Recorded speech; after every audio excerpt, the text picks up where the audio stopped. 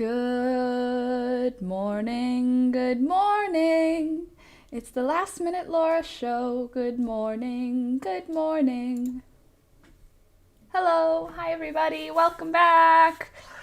Oh, I've been gone for a little bit.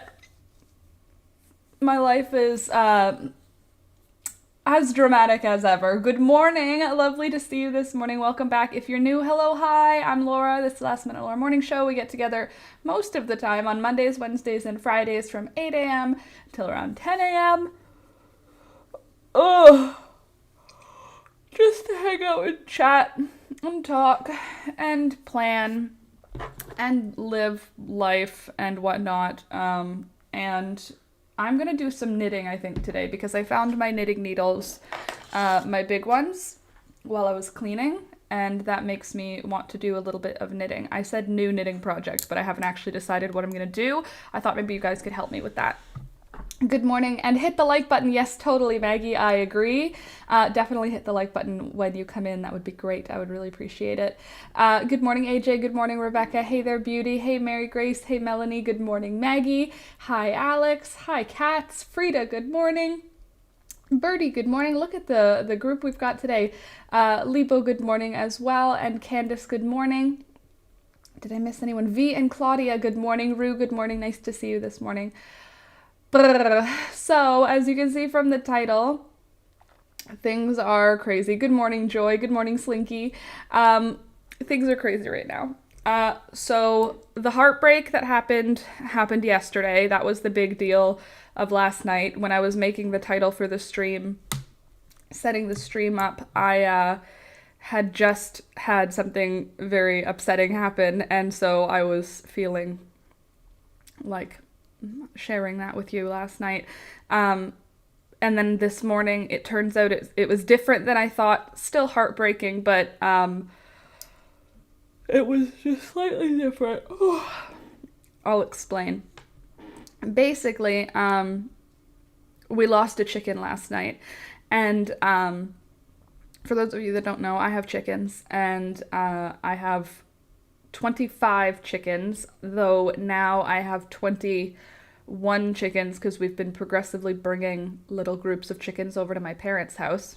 I'll explain that.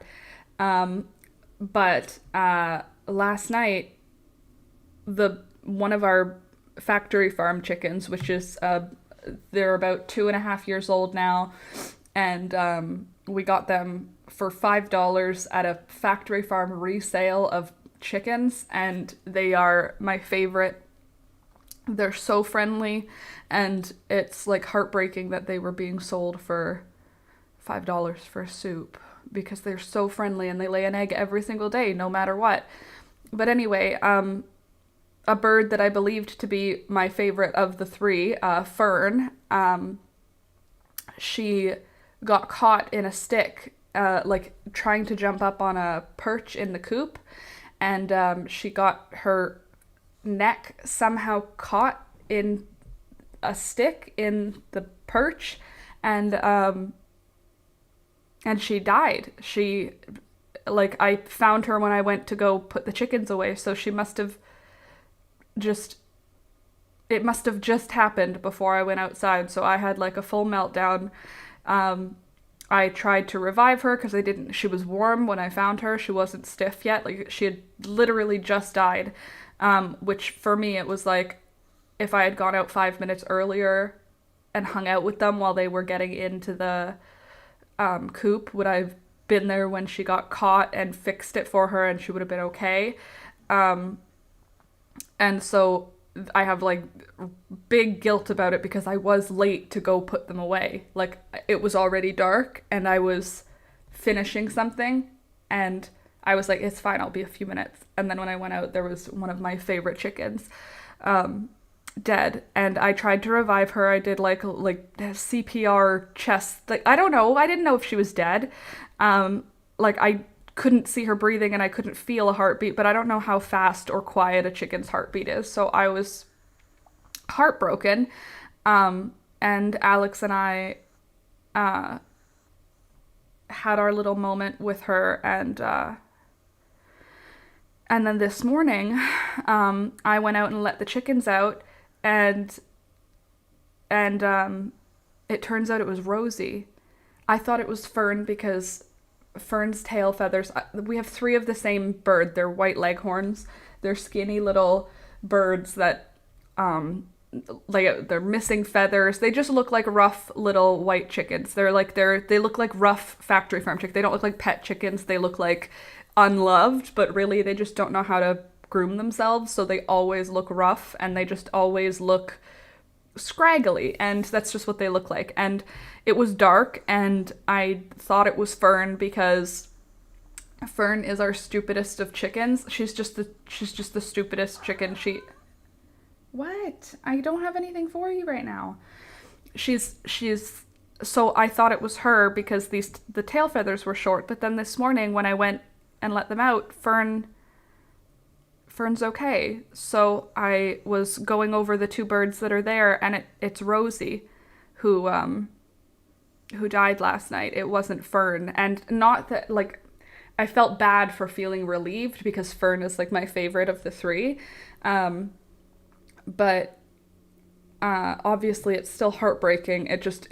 Part of me was like, thank God it wasn't Fern, because she's like my favorite of the 3. So it turns out it was Rosie.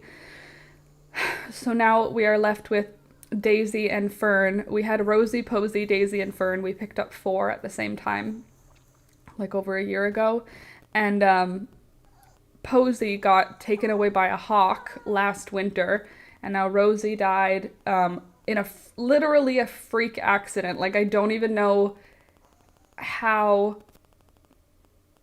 It's like it's the most specific, like, the only way you could die in the scenario, she did. Like, there was no other, like, any other bird would have been, sorry. Any other of my chickens would have been fine. They would have just, like, struggled out, but this bird was not. So we lost Rosie, is what happened, which is, again, still completely heartbreaking. Fern is not the bird that we lost, but last night I thought it was Fern, and I had like a full-blown meltdown. Not that I wouldn't have had a meltdown if it was Rosie. It was just like a lot's been going on for us lately. Like, we've been going through a lot. For those of you that have been around a little bit, you might already know some of the stuff that's going on, but we've been going through a lot. So it was just kind of like a tipping point where I was like, if Diane had died, Diane is my very favorite chicken. It's just like I wouldn't have been able to handle it. And last night I wasn't able to handle it when it was Fern.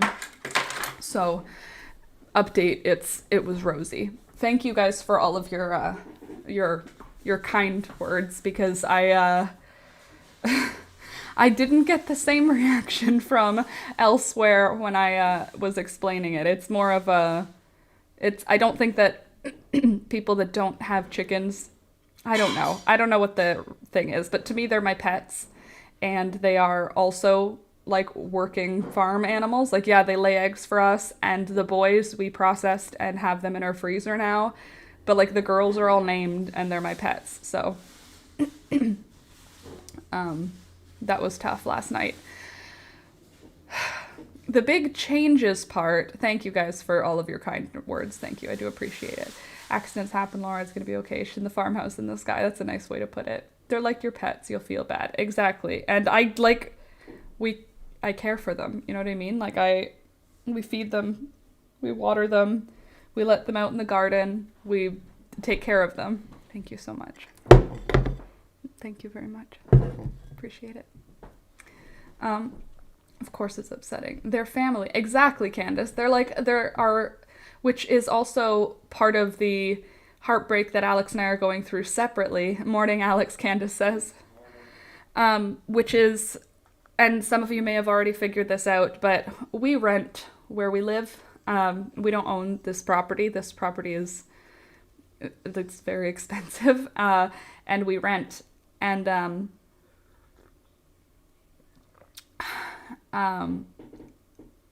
our landlords have decided to sell our house and the land for millions of dollars. So they asked us if we were interested in buying it, and I said, oh, let's talk to the bank. Like, what are you asking for it? Millions. Millions of dollars. And not like one or two, like millions of dollars. And obviously, as you may be able to tell from the person I am, I don't have millions of dollars. I don't even have $1,000,000 of dollars. I don't even have $500,000 of dollars. So our landlords are selling our home, and it completely broke my heart, because as those of you who've been around a little while know, we postponed our wedding this summer because we had a family medical emergency, and we thought, no big deal, we'll just do it next summer. Like, I planted this amazing garden outside. Like, we have a full beautiful jungle. There's like green beans climbing 10 feet tall. We have castor bean plants that are almost 20 feet tall now. And there's a beautiful cornfield, and it's amazing, and it's beautiful, and it's so perfect for a wedding. And I didn't really have heartbreak about our wedding. I just sort of felt numb about it. Like, oh well, like, my family member is safe and healthy, so who cares? The wedding will just go on next year, no problem. So I didn't mourn our wedding. I just sort of went, like, I just postponed my feelings because I postponed the wedding. It wasn't that big of a deal. And then now we have to move, and it felt like my whole garden was for nothing. And I know it wasn't. Like, you can argue, like, we enjoyed it all summer, and the person that lives here next is going to enjoy it, hopefully. And it made a difference to the land, the birds and the bees, blah, but it fully felt like it was all for nothing, and we have to leave, and there isn't any farms. There just aren't any farms available for us. There's nowhere for us to live that is this perfect home that I thought, if we decide to have kids, this is where we'll do it. If, like, I thought we were going to be here for 10 years. Like, I thought we would be here until we bought property. And I thought we would buy this property. Somebody's got the zoomies. Peekaboo, you're chasing light. She's chasing shadows. Anyway, so now it feels like our wedding was canceled as opposed to it just being postponed. I know it's still just postponed, but it felt like now I don't have a venue. And now I don't have a date because I don't have a venue. So I had like a whole other heartbreak happen all over again, over that. So then, we have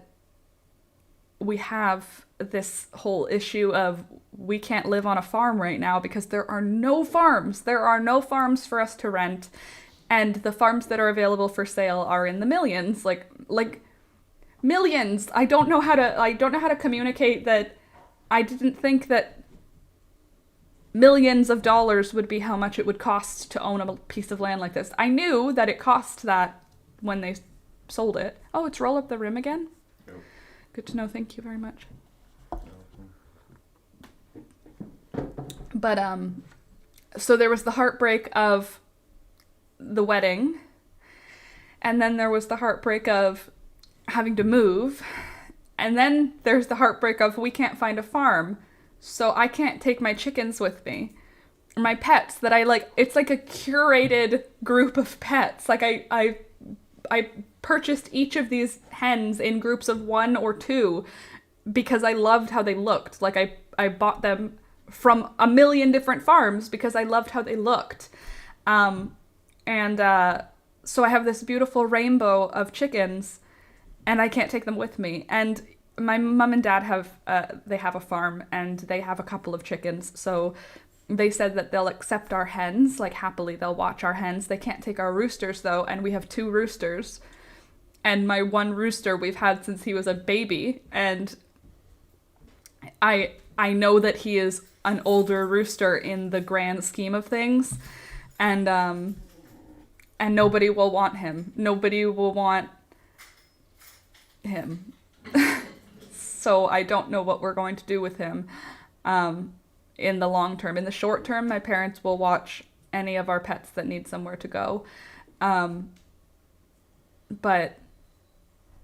that was really hard, knowing that I'm going to have to get rid of, like, the chickens are like my genuine happy place. Like, my garden and my chickens have been a godsend for me this summer, with all the hard things that have been going on, with all of the hard things with COVID that have been going on.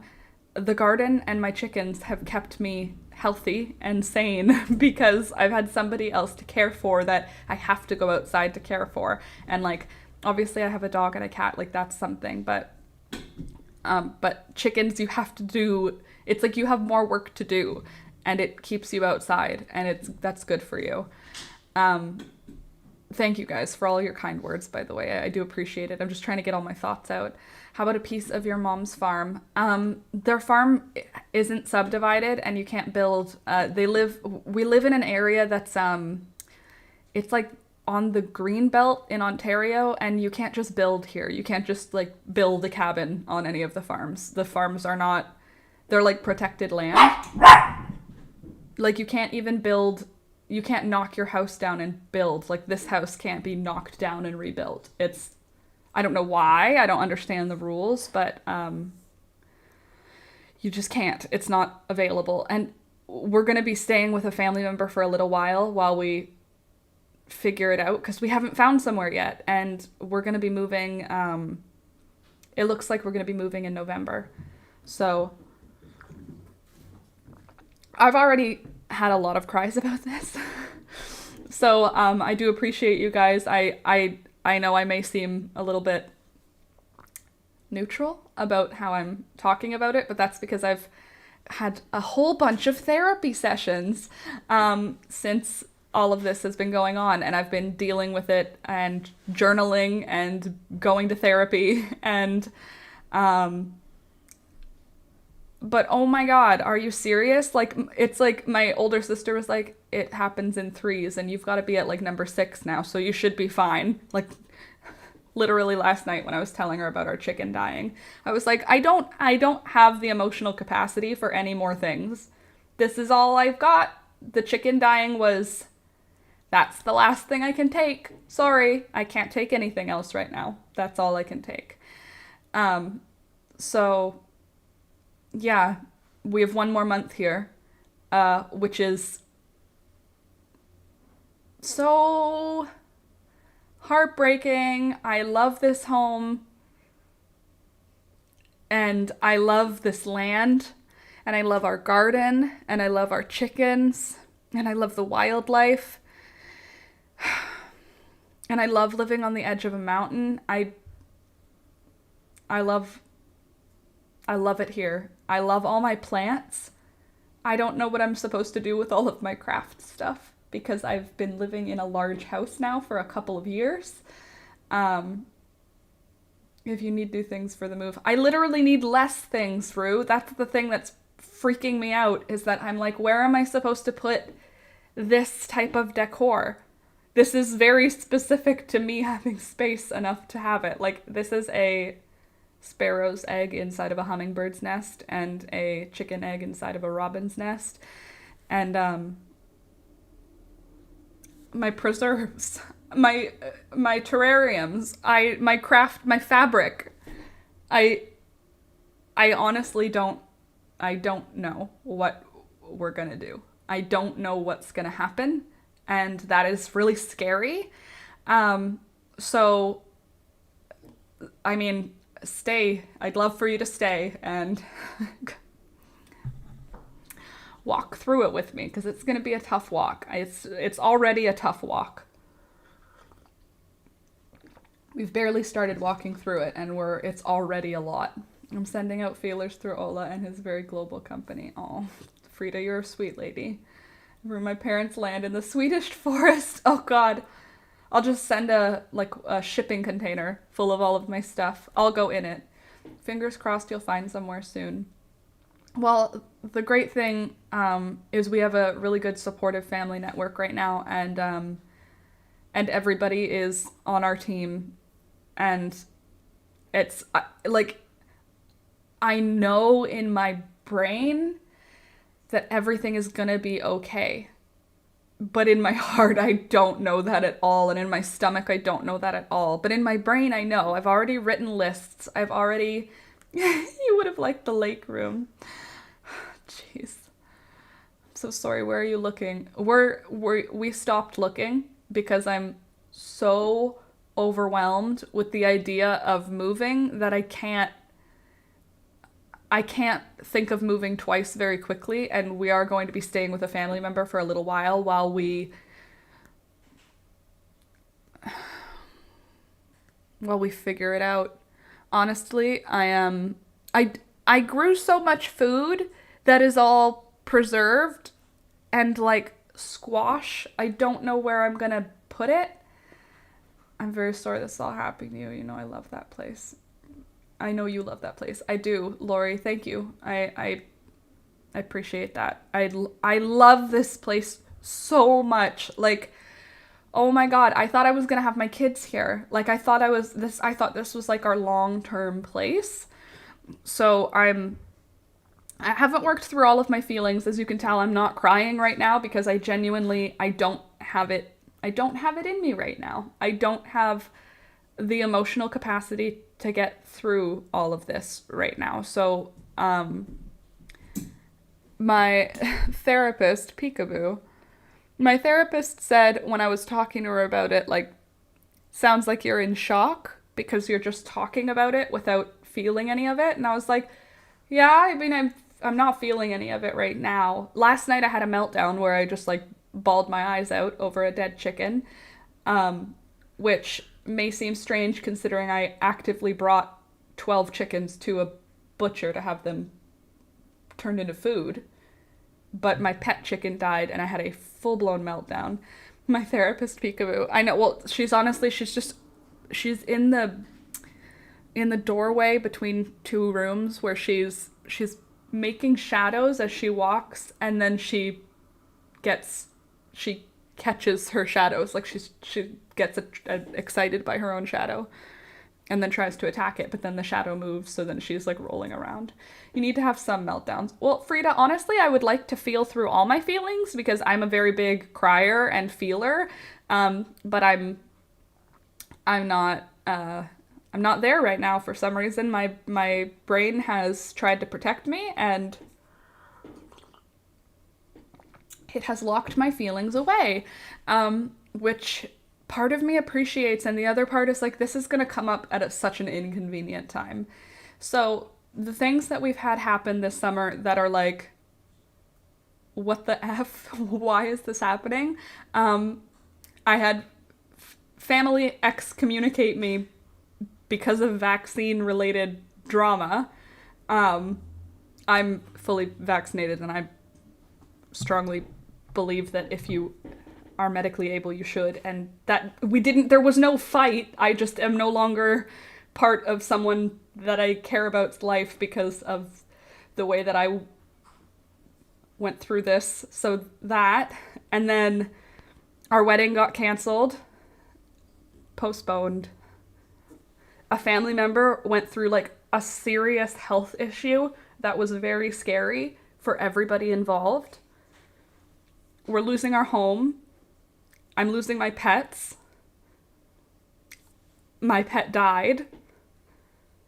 Like, it was just a lot of hard things that really,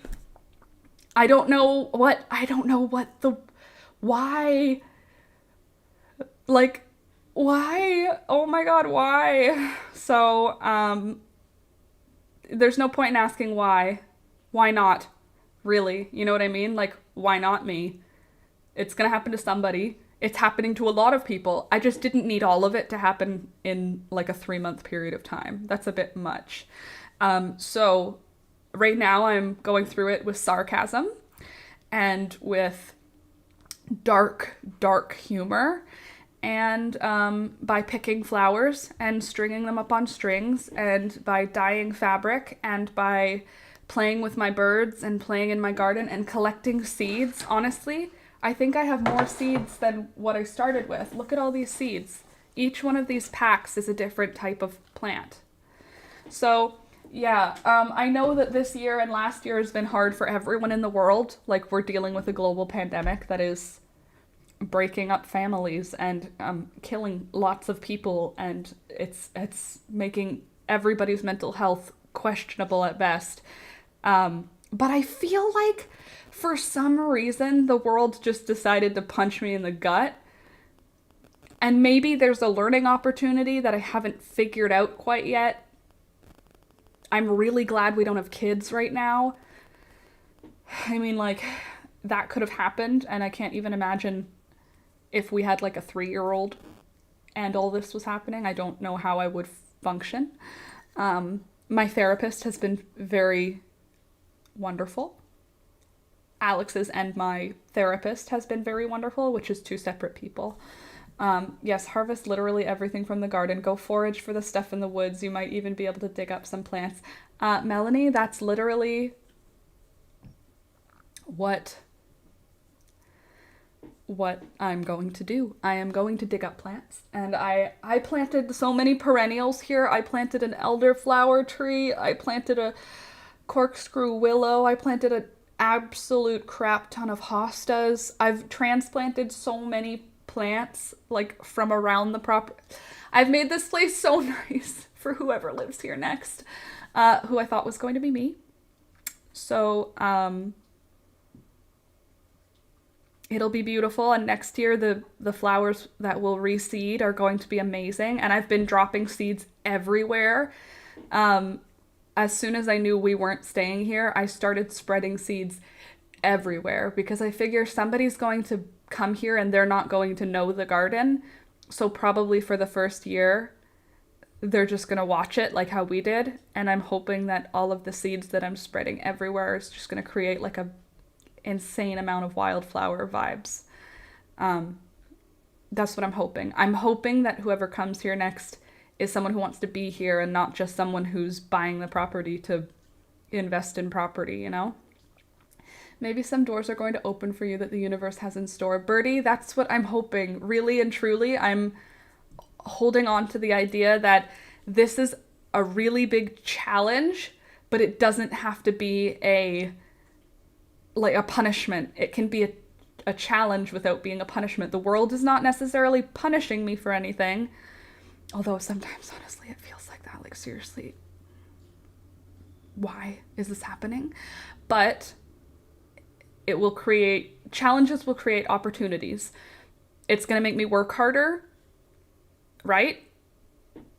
Hopefully. That's like, I don't even know what am I going to be doing? I won't have anything to do this winter. I'll be in a family member's home, which is not going to be my home. I'm not going to be able to customize it because it won't be mine. I'm going to be staying with someone.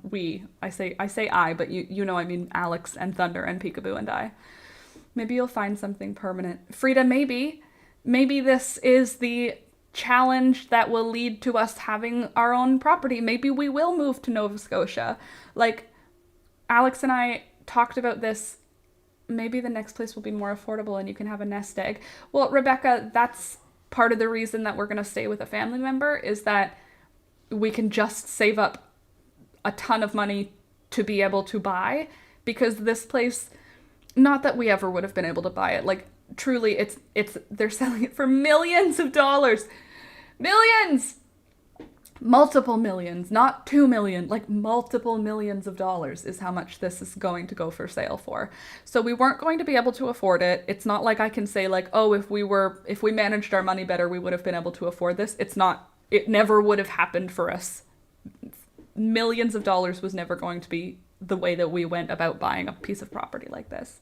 I was going to say they have cheap farms in Nova Scotia. Well, Melanie, before we moved here, we were looking in Nova Scotia, because it was like, at the time when we were looking, like now it's 40,000 for several acres. It was like 20,000 for like he's talking to Thunder. For like a 20-acre place, it was like $20,000. It was $1,000 an acre, essentially.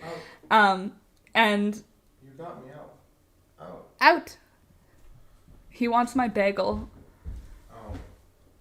So he was getting your attention. Out. Out. Oh God, he's so small. My dog is so small. I totally would try to hide weird things around the house before I left. Well, the family member that I'm staying with is an eccentric, eclectic person who has as many, if not more, weird things than me. Just all of theirs are purchased. So a lot of my stuff is collected, like my skulls and my little pots and my nests and things. A lot of the things that I find are like collected items from the natures, whereas this person purchases weird things. Like they have a full sarcophagus in their basement. So that's fun. You're blessed that you have family to stay with. Yes, completely blessed, and looking at it from above, totally privileged to have somewhere to go that isn't so far away from everything, and it's somewhere that I'm pretty comfortable because it's a family member. I still find buried treasures from the 2 little girls that lived here before, and that's awesome. Also heartbreaking, my pets are buried here. CJ's buried here. You can see why, maybe, you can see why having his skull preserved was the thing that was very good for my soul, because his body is buried here, and if we had buried his whole body here, I would have that's a whole other thing that I would have to deal with, whereas I get to take, that sounds so dark, a piece of him with us. We will chat on Discord if need be, but I'm also looking to buy property in the Maritimes in the next few years with friends to start a little community, most likely going to be in Nova Scotia. Maybe we can be neighbors. I have family in Glace Bay, which is literally the most eastern area of Canada before you're in the ocean. Like, it's like there isn't any land beyond Glace Bay. It's just like the ocean. So I don't know if I want to go that far out into Nova Scotia, because then it's like really hard to get back here where all my family is. So maybe I would rather be on the mainland of Nova Scotia, but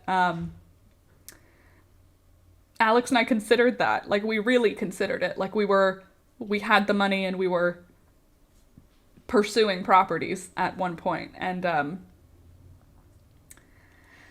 and maybe it's gonna happen now, because again, we don't have any kids, which is like such a blessing at this point, because I can't imagine doing all of this with another human that I had to be concerned about their well-being through it. Like, Alex and I can only consider our own well-being while we make these decisions. If we had like a kid that was going to be going into school, you know what I mean? Like, it's a lot more to have a little kid. I'm putting it in the universe. Everything is going to be okay. V, I'm putting it in the universe too. Thank you. Everything's going to be okay. It's going to be okay. I live in Canada. I have a supportive family, for the most part. It's going to be okay. My worst case scenario is still going to be okay. I would really have liked to not have to do this year, this move, in addition to all the literal, excuse my language, shitstorm that has been our life this summer. But it's going to be okay. Everything is going to be okay. If I say it enough times, it's got to be true, right? By putting it out there like this, some opportunity will come forward. There are so many like-minded folks that will help you out, myself included. Melanie, thank you. You guys, I really do. Rebecca, thank you. I feel it. I do. And I'm really sorry it's taken me a long time to tell you guys all this, because it's been going on. I know that some of you have kind of figured it out. You've put 2 and 2 together in the way that things have been happening lately, but sorry it took me a long time to actually put it all into words and tell you, because I didn't know how do you say all of that? I know I just said all of it, but how do you make sense of all of this? I don't know how to make sense of. I don't know where I'm going to put all of my stuff. And like, that sounds like such a stupid thing to worry about. Like, where am I going to put my framed pictures? I just have to store them for a long time. I don't know how long. Any amount of time feels like a long time. Might as well get it over in one huge shitstorm. Melanie, that's like what I'm hoping, is that like I'm just, all of the bad things that could happen for the next 5 years are just happening this past summer. That's like my hope. Do the U-Haul thing. Yeah.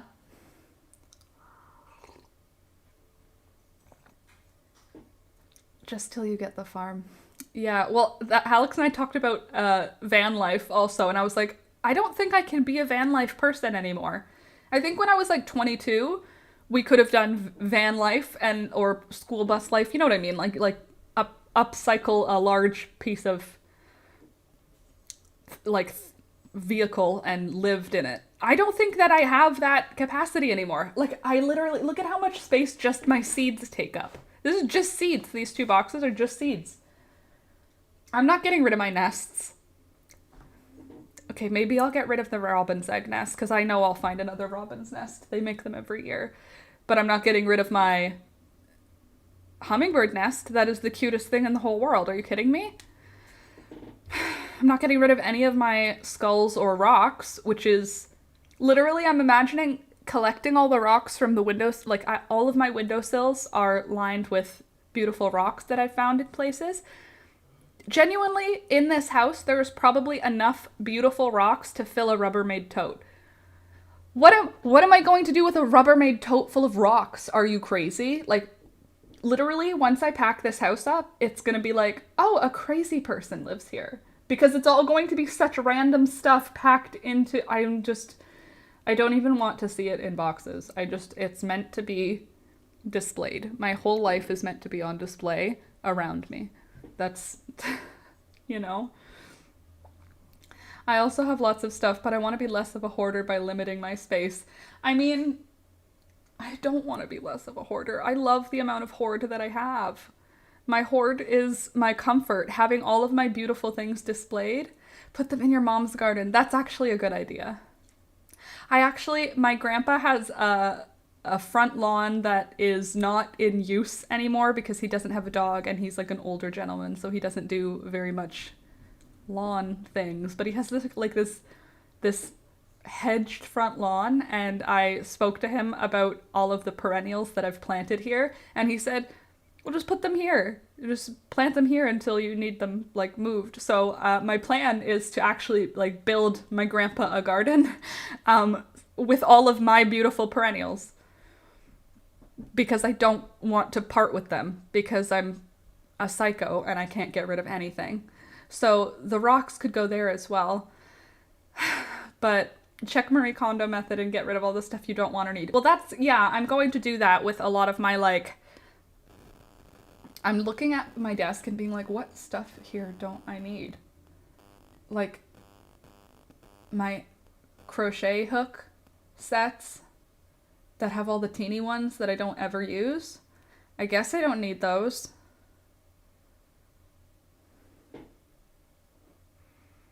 Nope, everything else I need, like literally, like there's like, I'm a crazy person, you guys. I don't know if you guys knew that, but like what am I supposed to do with all my baskets? Rather, I want to curate my hoarding more intuitively. Yeah, my grandpa's a sweet man, and he also was a big gardener. When he was like more active, he was a big gardener. So some of the stuff I'm happy about, like I'm going to store my, like, oh god, this house was the house that my parents stored their fig trees in, because my parents live in an old farmhouse, so it doesn't have a basement. Good morning, this is the first live show I've caught. Well, Valerie, welcome to the shitstorm that is my life. I'm just explaining how my life is on fire and falling apart, so join me. I was supposed to be knitting, but I can't do two things at once anymore. Hey, look at that. We're figuring it out already. Look for people on Kijiji asking for stuff that they need. Christmas is coming and you could help out some people. Well, that's true. That would make me feel better. Because, like, I was saying to Alex, like, what do we even do with all of our furniture? Most of our furniture is secondhand. Like, we got it at thrift stores and stuff. Like, this table was $5 at our local thrift store. And a lot of our stuff is like that, like, secondhand stuff. And I was like, okay, so we'll donate a lot of it back to the thrift store, and that's fine. Like, I'll be okay with that. But I was imagining, like, if we had to get, like, you know those dumpsters where, like, they'll bring a dumpster to your house and you fill it and then they take it away? And I was like, I literally don't think I could emotionally handle throwing out that much of my stuff at one time when I didn't want to move, when I didn't want to have to do it. It's not like, I've never had this happen before where Alex and I, haven't wanted to move and moved. We've always moved because we were over it wherever we lived. Like, when we moved from Toronto, we wanted to leave Toronto. When we moved from Ottawa, we wanted to leave.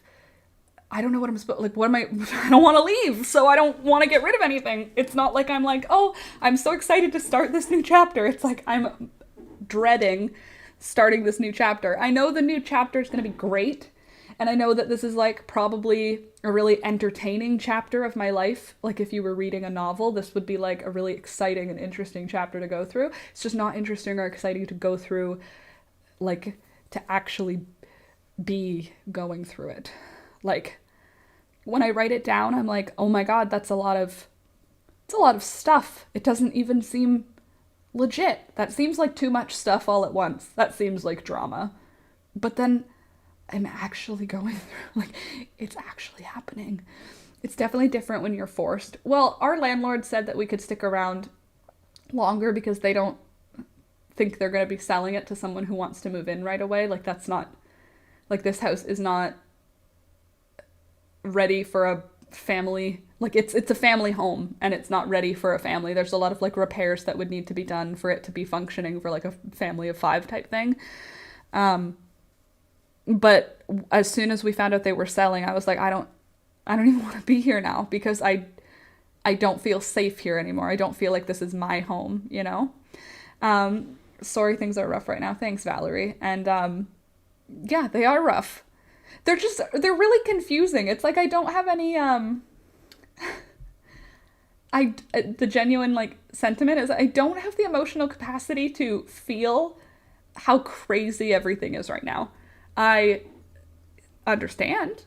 I have written down all of the things that I know I'm going to have to work through in therapy, but I haven't felt them yet. Last night I had a full meltdown where I cried about the death of our chicken, and when we found out that they were going to sell the house, I had a full meltdown and cried about like mourning our wedding because we're not going to get married here now. But other than that, I haven't had my, like, I'm a crier. Like, you guys know that. I'm an easy crier. Like, I'll cry because soldiers come home to their dogs. I'll cry because like the Ronald McDonald House will make a good commercial on YouTube. I can cry, and I haven't been able to just cry about these things. And like this is how I would normally get through all of my things, is that I would cry, write things down. Crying is like a really good how I exercise my demons, is by crying it out. And I haven't been able to. I haven't been able to force it out. I haven't been able to watch a sad thing and have it start. It's just sort of like there's a line. Last night, that line was crossed when a chicken died suddenly and I wasn't ready for it. And I was relieved to be crying. Very bizarre. Bizarre feeling to be happy that you're sad because it means that you're feeling something. That's dark. Like, I would say that I'm probably headed toward a little bit of a depressive episode because I'm not feeling things, which is usually how I express depression, is that I don't feel things, and then I notice that I haven't felt things in a while, and then my therapist and I work through that. I get you. You need your new safe chapter to begin. Yeah, I would really like a new safe chapter. That would be great. That would be super if I could just have like some safety and security. But I've made a list.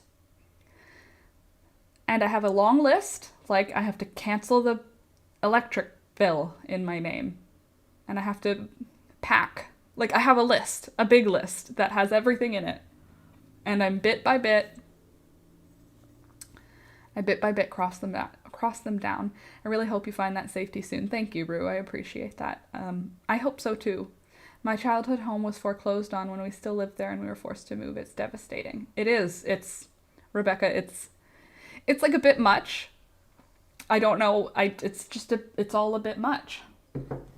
And I don't know. I'm hoping that I will be able to feel through it before we move, because I don't want to move, have everything be fine, and then have like a full-blown breakdown because I can't handle. Thunder wants these bagels here. He doesn't love me. He's been crying at my feet because of the food, not because he loves me. But thanks, Thunder. I appreciate your pretend love. You have no loyalty. He looked at me for all of 1 second before he was like, okay, bagel now. As a highly sensitive person, I totally agree. My emotions turn off to protect me. Yeah, I'm a highly sensitive and highly emotional person. So for me, depression isn't feeling a lot of deep, sad feelings. It's a lot of feeling no feelings, as opposed to, well, I don't know how other people experience depression because that's not how I experience it, but how I thought depression manifested for other people before I understood that it was happening in me was I thought like, oh, it means that you are very dark and want to unalive yourself, and that is the only way that depression manifests. So since I don't feel that way, I must not be depressed. But for me, it's just my emotions shut off in a way that they like. I'm happy to be a crier. That's fine with me. So when I'm not emotional, I'm like, oh, something's off. This is not normal. We lived in a 3-story house and had to move to a 3-bedroom trailer. Wow, that would have been really hard and no privacy anymore. Like a 3-floor house down to a 3-bedroom trailer. You would have. Can you not? You have your own dog food. Excuse you. That's my breakfast. No. To lose all your privacy like that, that's something I'm not looking forward to. Losing all my privacy. Because it's not going to be my house. At least for a period of time. Obviously, I feel blessed that we have somewhere to go. But man, I wish I didn't need that at all. I am not interested in needing help. That's not what I want. I don't want to need help. I know that that's not realistic. Everyone needs community and everyone needs help sometimes. But like seriously, like I'm almost 30. I don't want to be moving in with a family member. I want to be moving into my own home and, you know. But Mom and I love you and want to cheer you up. But Mom, I love you and want to cheer you up. Oh, I thought you said Mom and I was like, thanks. Mom, I love you and want to cheer you up. That's a lie. You don't even care. You don't even care. You just want food. You're going to be happy wherever we are. He'll be happier if he gets to stay inside in a nice warm house. That's all he wants. I know my parents' dog knows something's wrong with me though. Because every time I go there, he cries and looks at me and then he'll bark. Like my mom and I will be talking and I'll be like, it's fine, everything's fine. And he's like a pretty chill dog. No, he's not. He's like a puppy, but he doesn't, he reacts now to me in a way that he's like, you're sick. Something's wrong with you. Like he fully reacts. You are his safe space. Yeah. Why are your paws wet?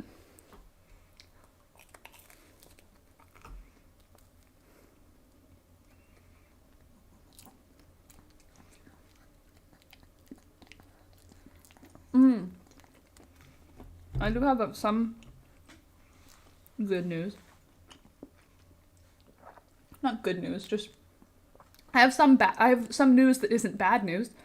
The other day, Thunder wants food so bad, like it literally like kills him to be a good boy right now. You know, if I wasn't here, I know you'd be eating that. I know you would. He's such a little nasty boy.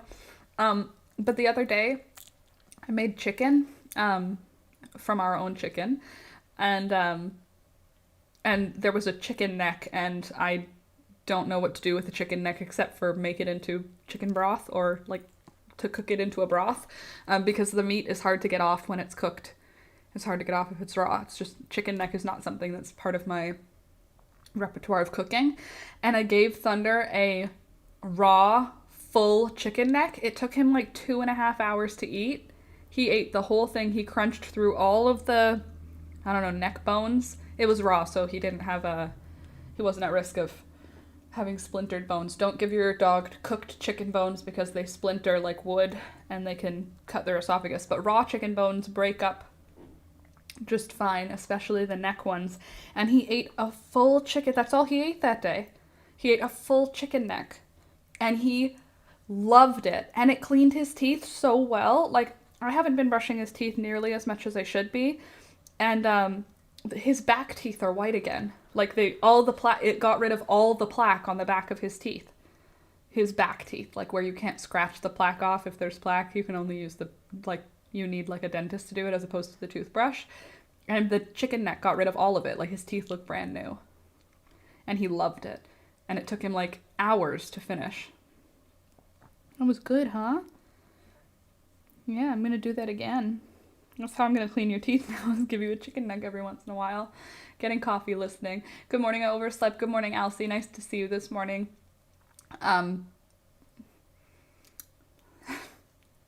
Let's just be more positive from here on out, because holy moly, are you kidding me? My life? Can you even believe it? When I say all the things that happened, I'm like, I literally say, like, it's a bit much. It's just a bit much. Like, I have everything I need. I'm safe. I have a supportive family. Everything's gonna be okay. But it's all a bit much. It's all a bit much. It's just all a bit much. You know? Okay, just hold on a sec, because I need to take another bite of food. Because I took my Adderall equivalent today.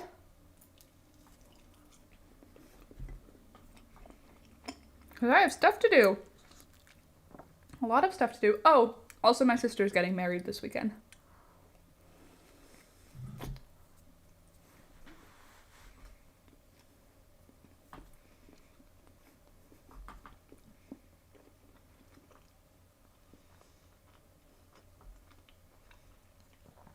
Try not to give you too much ASMR of my mouth noises. It's so much. It is so much. But my sister's getting married this weekend, which is both joyful and I'm having feelings. Well, I'm not having feelings. I'm having thoughts that are... I will have feelings. Because it's not like I don't even know the right words to use, because jealous is not the right word, because I'm so happy for her because she found her person and it's going to be a beautiful wedding or elopement or whatever. But this is Alex's and my first event. It's like it would have been Thanksgiving if it wasn't this, where we were supposed to have been married already. So I have feelings where I'm like, we would have been attending this wedding as a married couple. This would have been our first event as a married couple. And now we're not that. So, not ideal. But my sister's getting married this weekend, which is exciting because I'm going to do this for her. This was just a practice run. I took flowers from the garden and I strung them up on thread with a needle and turned them into these beautiful garlands. And I'm going to just make like 20 of them the day before the wedding, because I made these on Monday and they're just starting to wilt now and it's Wednesday. They're still pretty, but I mean, they're not as pretty as they were on the first day. So I'm going to make them on the day before the wedding, and I'm going to make a photo backdrop for it, for the wedding, of flowers. I'm just going to make like 20 of these, and then we're going to line them up, and it'll make a pretty photo backdrop. Because my flowers were not needed for my wedding. Mwah. So yeah, that's happening. I'm gonna do a whole bunch of these, which are very pretty, and I like them a lot. Peekaboo?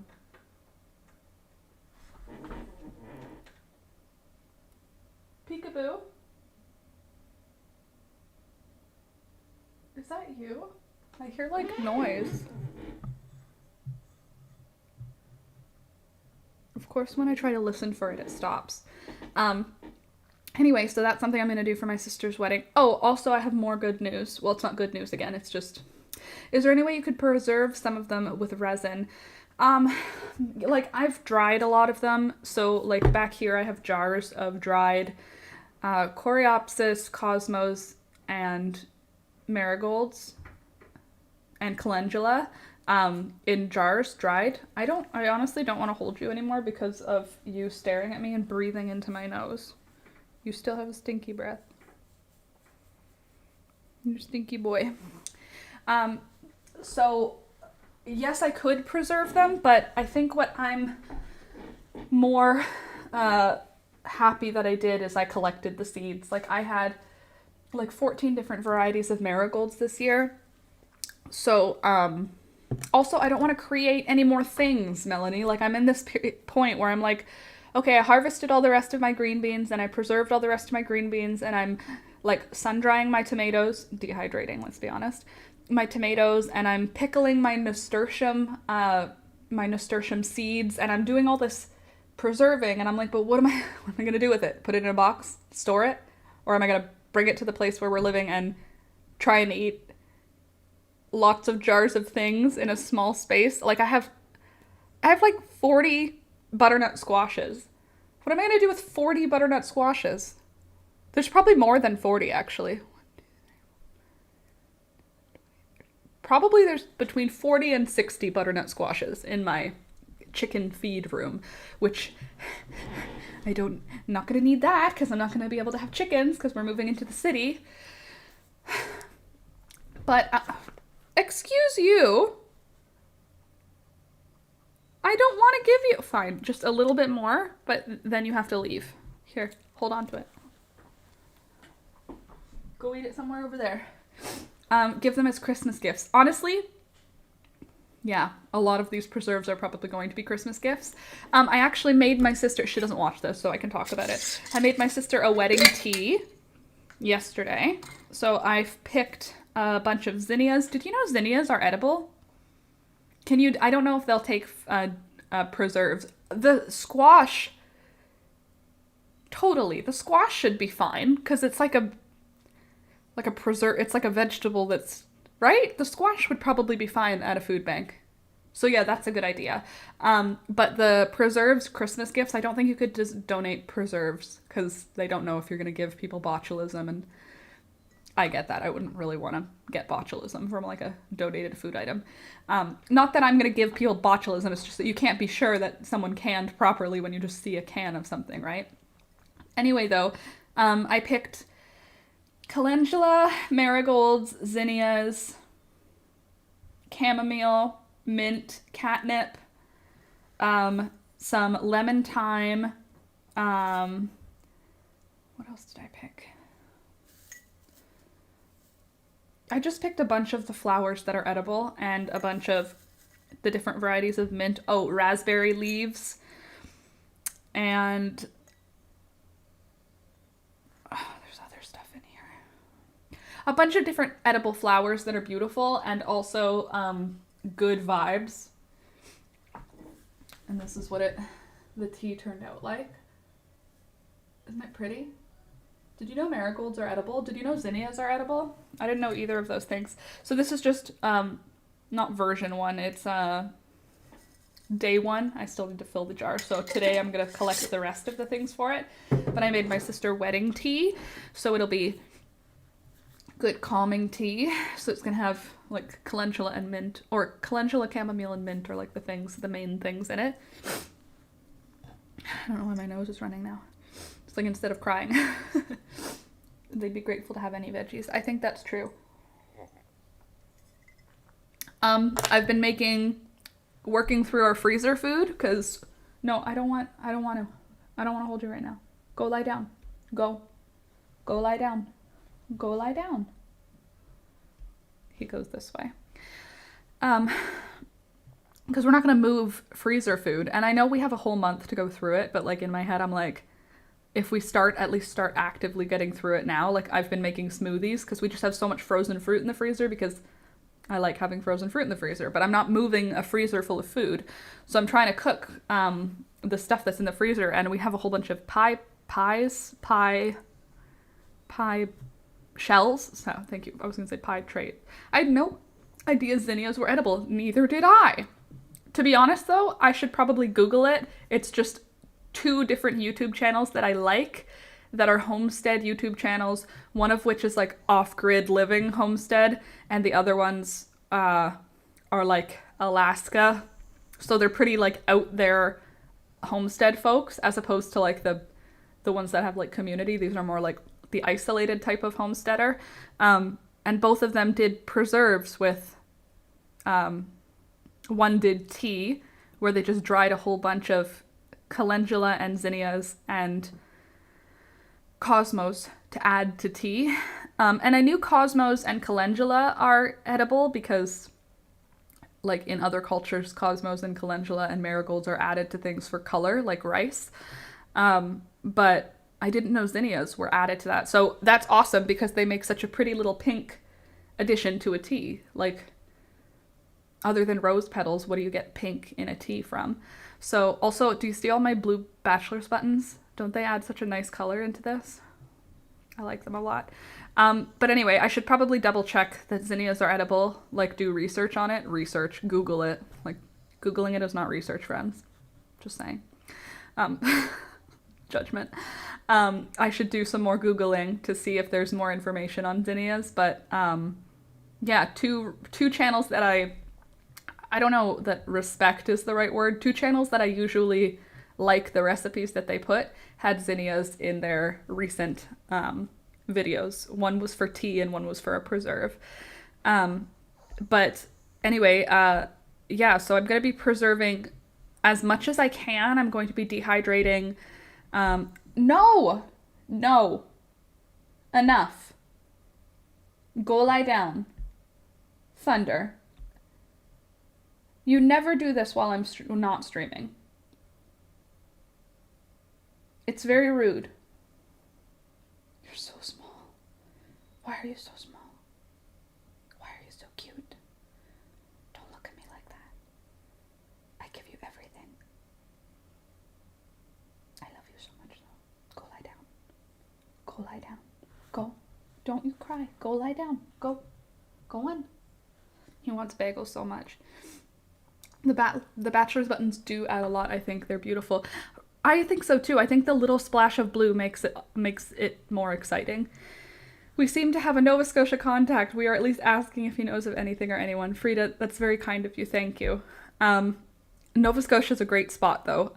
The only downside is a lot of their homes that are farm homes are heated on either coal or oil.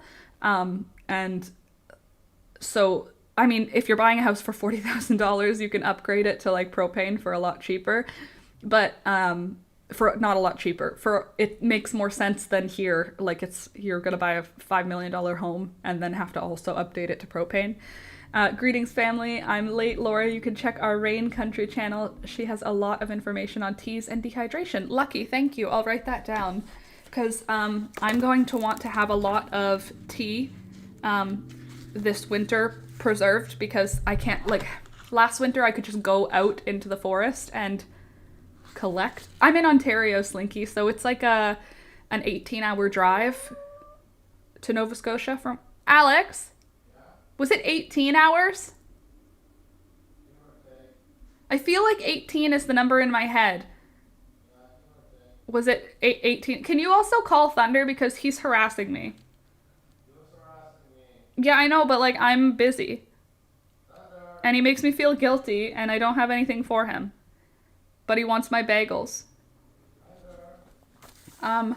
It's a long shot, I know, but at least it's something I can do. Frida, being here and listening to me rant about the, excuse my language again, shitstorm that is my life right now is more helpful than you could understand. Because I am you know how I am and who I am, but my siblings are all very established adults, as in they okay, there's 4 of us. All 3 of them own homes. All 3 of them, after this weekend, will be married, and all 3 of them have full-time adult jobs.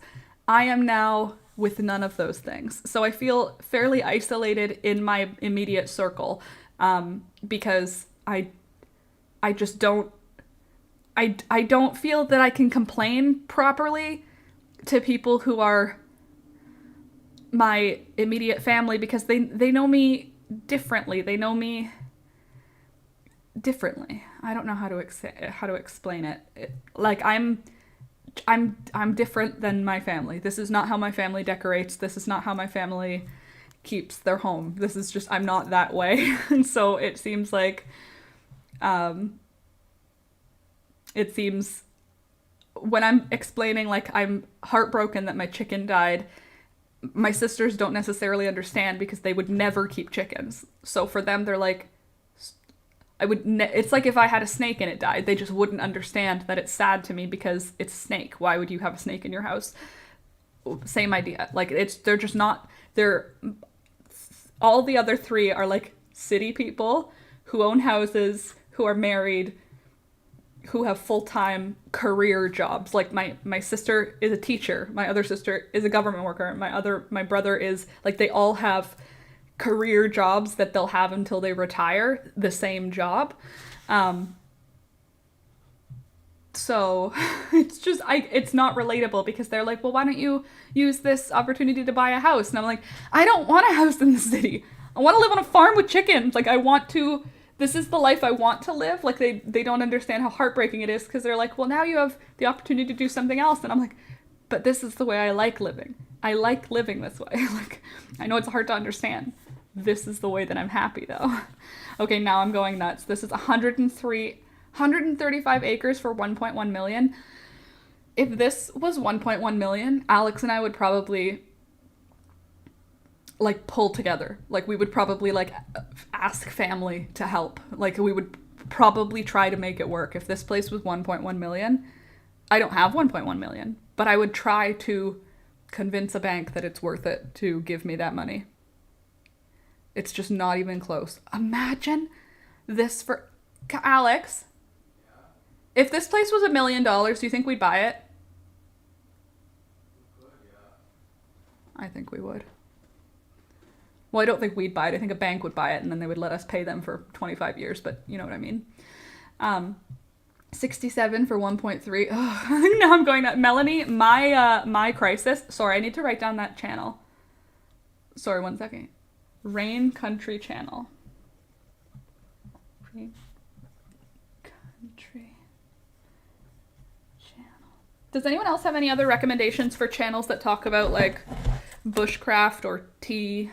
I want to make more tea. Laura, you're different because you are a spirit soul. One in every family will be different because that's how you are the chosen from your family. Well, I'm definitely different. But at the same time,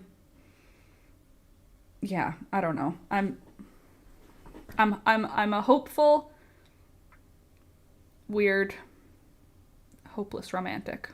I think everything is so beautiful, and I don't want to stop having all of the things that are beautiful to me.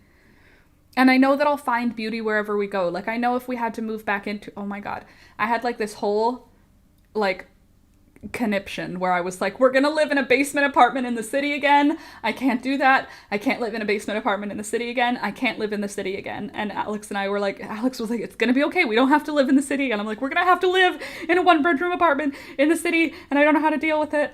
Because the rent that we're paying for this apartment, for this house, sorry, is about $150 more. Obviously, it's way more because of the price of oil and our electric bill. But like, it's about $150 more, the rent, just the rent, than what we were paying for a 1-bedroom in Toronto. So we had a 1-bedroom plus den. It was like 600 square feet, I think.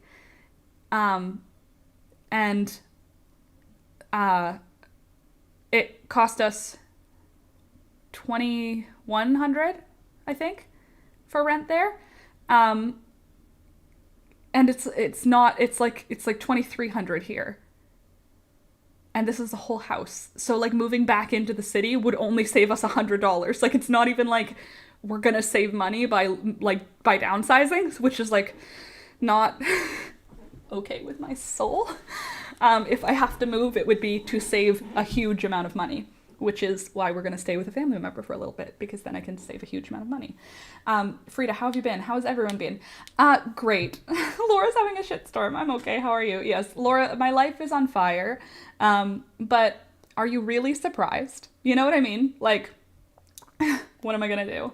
Wow, Canadian millions. We bought our house for 2.2 Swedish millions, about 300,000 Canadian. Well, 300,000 is like what a house used to cost, but now it's like not realistic. Scrappy, a chicken died. Our landlords are selling our house for millions of dollars. We have to move November 1st. Our wedding is now officially like postponed, canceled. And that's it. That's all. Just that. Just that. So my sister's husband is the same. His family are wealthy and he's just making ends meet. Well, yeah, like my family is, I think they're all comfortable. I don't know if we're all wealthy. We're not. Alex and I are not. We are making ends meet. And I'm like, honestly, that's okay. Like I don't need to be rich. I am very happy that my ends are meeting. The problem is that our house is being sold. And now for our ends to continue meeting, we will have to live somewhere else. So, well, it's small, kind of old house, 40 minutes from Gothenburg and the jobs. Are you going to stay in the area? Well, for now, yes, until we decide what we want to do. I need a hair tie. Now that my hair's drying, the mullet vibe is really, what am I going to do for my sister's wedding for my hair? It's this weekend. Maybe I should just go all out with the mullet. I'll BRB, I just need a hair elastic.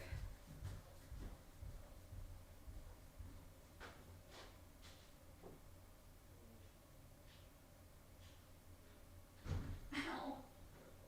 Thank you. Ow. My earring just got caught in my sweater. Anyway, yeah, we're gonna stay in the area for now, Scrappy, until we figure out what the next step is, what the plan is. I mean, that his family have a certain way of life when they can't relate to him and his way of life. Yeah, that's where we're at. My family lives differently. A chicken died. Which one? That's so sad. Scrappy, yes, I had a full meltdown last night because I thought it was Fern. Not that any of my other chickens are less valuable than any other chickens. Seriously? It was Rosie, one of our factory farmed white leghorns.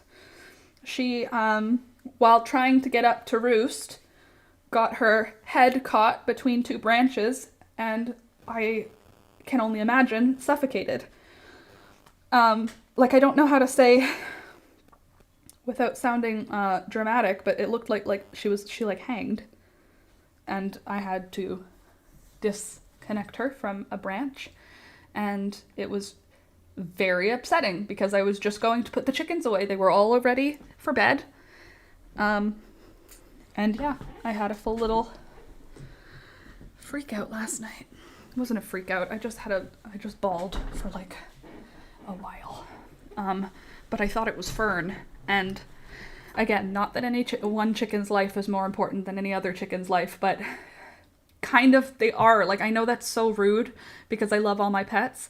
But, like, if Diane died, I don't think I could handle it right now. I genuinely, like, I don't think I could handle if Diane died. Diane is my favorite chicken, for those of you that haven't been here for a while. If you need help with anything in October, let me know. Via Rail is 25% off, and I need an excuse to F off. Really? Via Rail is 25% off? I was saying to my older sister, she lives in Ottawa. Melanie, thank you. She lives... Can you not? You're pushing my chair. Leave me alone. No. My upset does not mean that I need your attention right now. He's like pushing my chair to turn. Rebecca, my family totally accepted how we choose to live. That's good. My family accepts it, but they don't understand it. So right now that we're going through this huge change, it's like, it's not as heartbreaking for them. So when I'm saying like, I don't know what I'm supposed to do with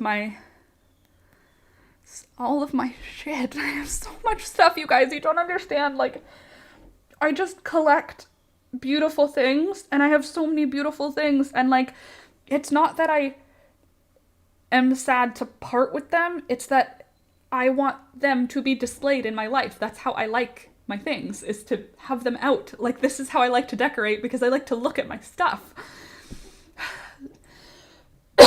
Excuse me. Do a declutter and put stuff that you truly love and need in storage. Yes, so that's what we're going to be doing. We're going to get a storage space because my parents live on a farm, which has a lot of open space, but it's an old farmhouse. There's no storage, so I can't use their house for storage. Where we're going to be staying has no storage.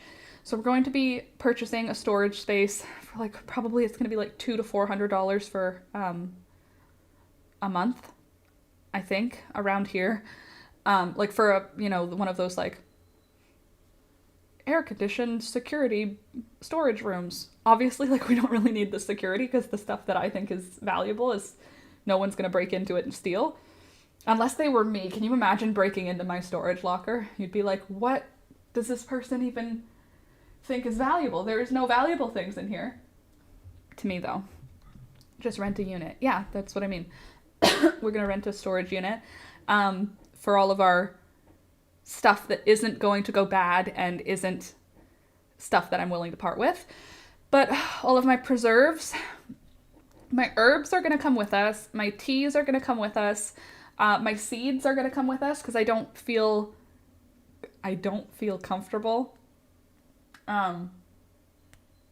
putting them in storage because I don't know why my brain attaches to certain things, and one of the things I've become very attached to is my seed collection.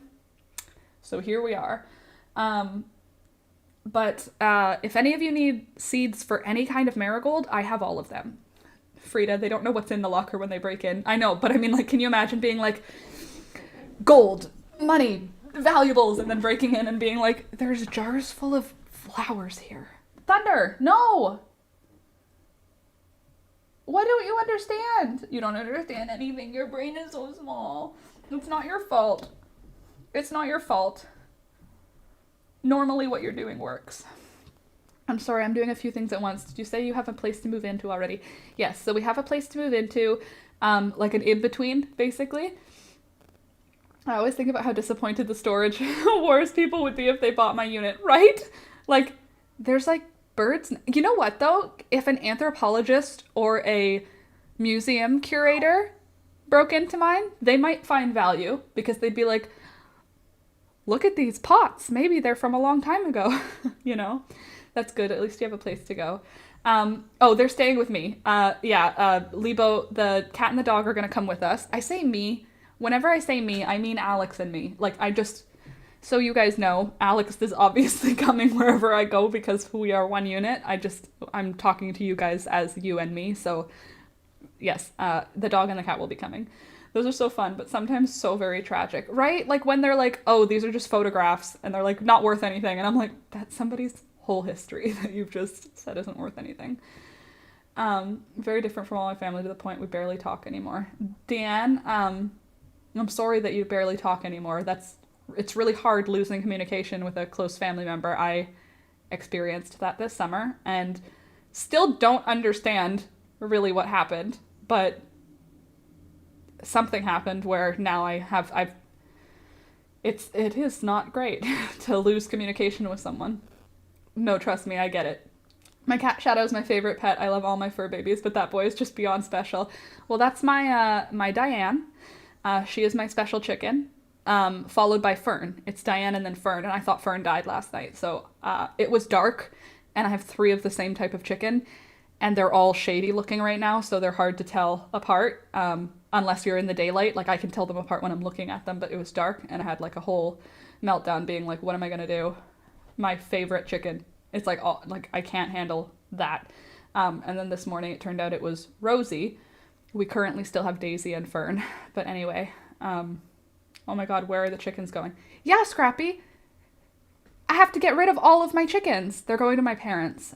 Luckily, my parents have a farm. Thunder, I'm not giving you any more bagel. You have your own breakfast, and I've already given you 2 pieces of bagel. You're going to get fat, and everyone's going to make me feel bad for you getting fat. Alex? Yeah. Seriously, can you take Thunder? He keeps jumping on me and moving my chair. You want to take him with you? No. Yeah. Well, the chickens are going to go to my parents' farm, save for our 2 roosters. We have Ziggy Stardust and Baby. And Ziggy Stardust, my parents do not want him at all because he's not friendly at all. And Baby, they don't want him because they have an I Am Samani rooster and they have I Am Samani hens. And so our hens can move in with them with no problem, but they don't want to mix roosters because they're going to sell I Am Samani eggs next spring. So, I don't know what we're going to do with the roosters. Probably my parents will, like, they say no, but probably they'll take them for the winter because they're not going to do anything because their Iron Samanis are babies right now. But anyway, probably my parents will take them in the interim, but I do need to rehome our 2 roosters, which is not great. That's good, though. At least you know they're going to a safe home. Well, Scrappy, my mom actually just said, we'll watch them until you can take them back, which was very nice of her because in my heart, I was like, I'm losing all of my pets. Obviously, like, I visit my parents often. I'm going to see them regularly, obviously. But it felt like they were all being gotten rid of, and my mom said, we'll give them back to you when you guys get onto another farm. And I was like, thank you for believing that we're going to get onto another farm. I know that the title says new knitting project. We should start a knitting project. What do you guys want me to knit? What do I do to start a knitting project? I started and I pulled it all out because I was like, I don't know what I'm doing.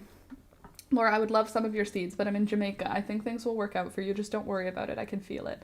Lucky, I think the same thing as you. It's going to work out. I don't feel the same way as you right now, but I think the same way as you. I think it's going to work out. Once I work through my feelings and once I get a good cry, like a really good cry and like cry. I think I need to like cry in therapy. Like, I think that's where I need to get to. What? But I have not been able to do that. I have therapy today, actually. So wish me luck. Maybe today we can crack the code. My favorite chicken is Petunia. She runs to me and jumps into my arms. Then we have to have a whole snuggle and chat. Well, for me, Diane doesn't run to me and jump in my arms. She doesn't run away from me, and she lets me catch her. And she is my biggest, fattest chicken. Peekaboo has the zoomies right now. We also have renamed Peekaboo, by the way. Do your siblings watch your vlog? No, Lebo, they don't. They don't watch the stream and they don't watch my videos. They don't have anything in common with me YouTubically. They're not big YouTube watchers in general, and also they aren't into any of the hobbies I'm into. So like watching me talk about these, like I have these conversations with my family, save for all of the things that they're not interested in. Not to say they don't love me or anything, they just aren't interested in, like they don't crochet. Well, my little sister crochets. They don't do crafty things, and they don't do like preservey things. So they're not into it. It's just not interesting for them. So no, they don't watch. Scrappy, I tend to forget the reflective vest, but you can't forget your hat when it's cold and dark. That's true. She's currently going through chemo. Oh, what did I miss? That's good. At least you know they're going somewhere home. Somewhere safe. Yeah, I got that. Scrappy, I want to make one of those for my mom, Frida. One of what? I'm choosing colors for hats in reflective yarn. You have no streetlights. There's one downside to Sweden. Doesn't your younger sister do crafty things? I remember you guys sewing. My little sister doesn't sew. She crochets. She's a teacher, so she's like that type of crafty. She does a lot of like, she could do paper crafts really good because she does a lot of like, she's a teacher. But she doesn't sew. She has a sewing machine. Oh, she sews masks. Totally. Yes, she sews masks. But sorry, I have to go. Have a nice day, everyone. I hope things get easier, Laura. Thanks, Rue. Things aren't that difficult day to day. It's just like the overarching energy is difficult. So I appreciate that. Most of Sweden has streetlights, but not in the forest. Doesn't you? But yes, my younger sister does some crafty things, but not the way that we don't have the same. It's not the same. Okay, Frida, you're a knitter. Any of the rest of you who are knitters, if I'm going to make a hat knitted in the round, how do I cast on to this type of needles? How many cast on stitches do I do? And how do I make it work in the round? Those are the 2 important questions right now. Kind of expensive putting up lights for the houses here. For the 4 houses here. Yeah, that makes sense. I'm currently the one taking care of her. What are you making, Laura? Well, I want to make a hat, but I want to knit one because I don't want to jump into knitting a sweater yet. I want to start by knitting a hat because I think that'll be easier than a sweater, but I don't know how to cast on for a hat.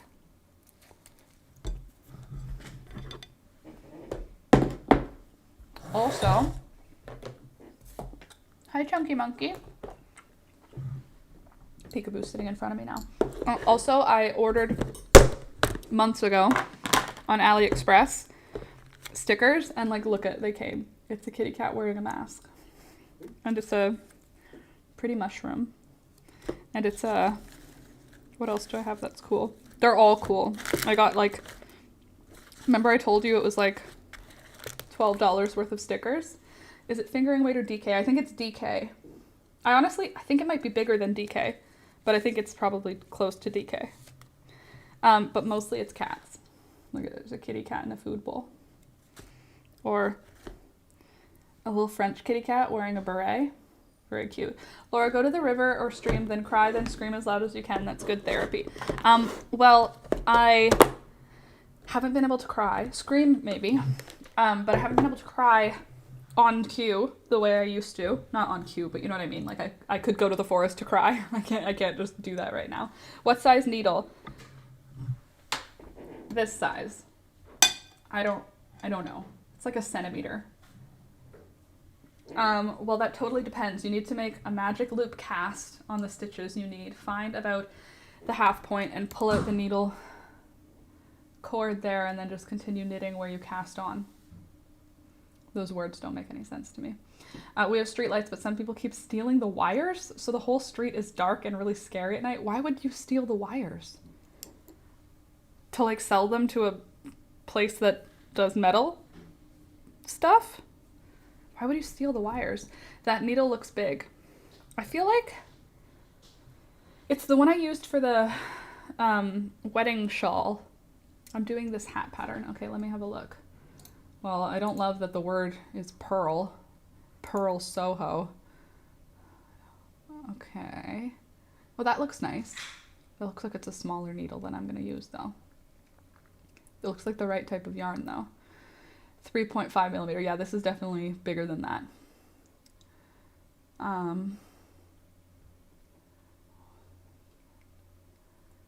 Gauge 32 stitches, 33 rows. You know what I was like? I'm just wondering if there's like an easier. Can I just cast on like a number? Is there like a number of stitch? Like if it's too big, that's fine. I just want to know how to start. I'm gonna cast on. I feel like I saw how to make it go into the round. Maybe double the yarn for those needles. You think so? How much yarn do I need for a hat? Is it a lot? I was just hoping that I could just do in the round, because I have this color too. I really need to learn to knit in the round. I just can't seem to get it. Yeah, that's, I've never tried. I'm gonna just look on Pinterest, because usually there's like a picture diagram that will give me enough information.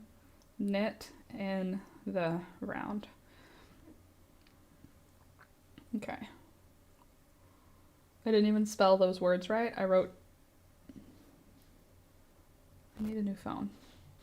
Knit in the round.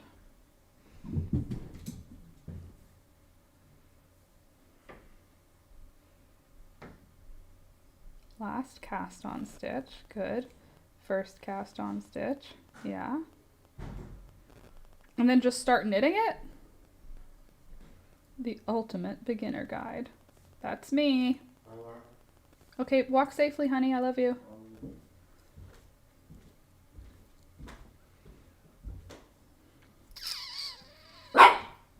No.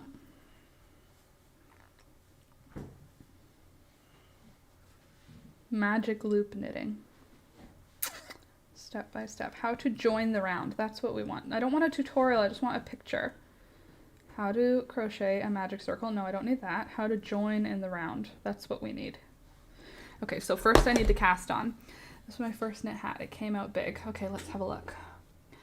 Hello, Ravelry. My dear old friend. Bad hair day. It's cute. 150 yards. I feel like that yellow I might have 100 yards. I don't know though. Where's the pattern though? Come on, Laura. You can do this.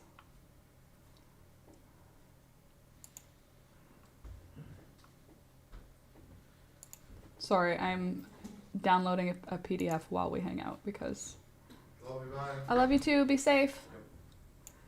Okay.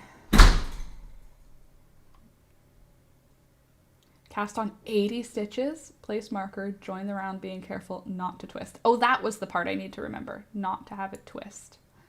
Okay. Magic loop's a bit different. You fold your needles and work one half, then pull the other needle and work the other half. Okay, that makes sense though. I understand that part. Okay, so it said 80, but 80 with this size of a needle is going to be too big, right? Because that needle is a smaller set of needles. So let's do, I don't know, like 40. This is how you knit. You just do it. No twisting allowed. You got it. No twisting. But we got to start somewhere. So what do you think? 45? If that one says cast on 90, we should go halfway because this is huge needles.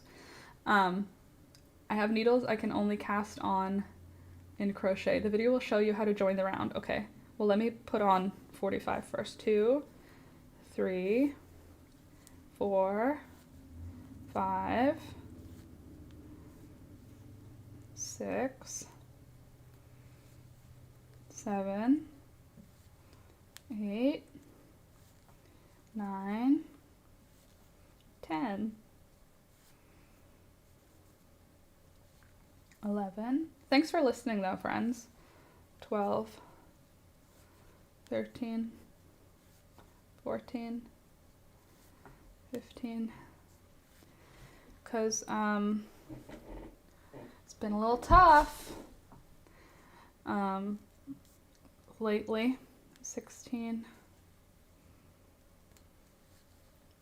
17, peekaboo, 18, don't touch that, 19, 20, don't, that's mine, 21,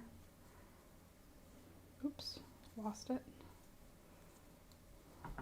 21, 22, 23,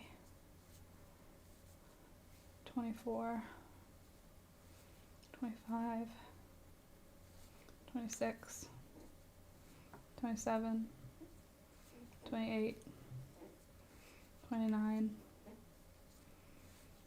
30, 31, I'll be back in a minute by the way, 32, 33, 34, 35, 36, 37, don't touch my yarn, 38, 39,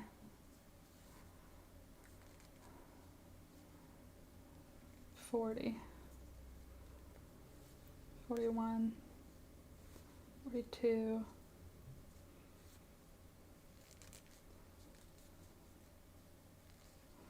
43, 44, 45, what does she say?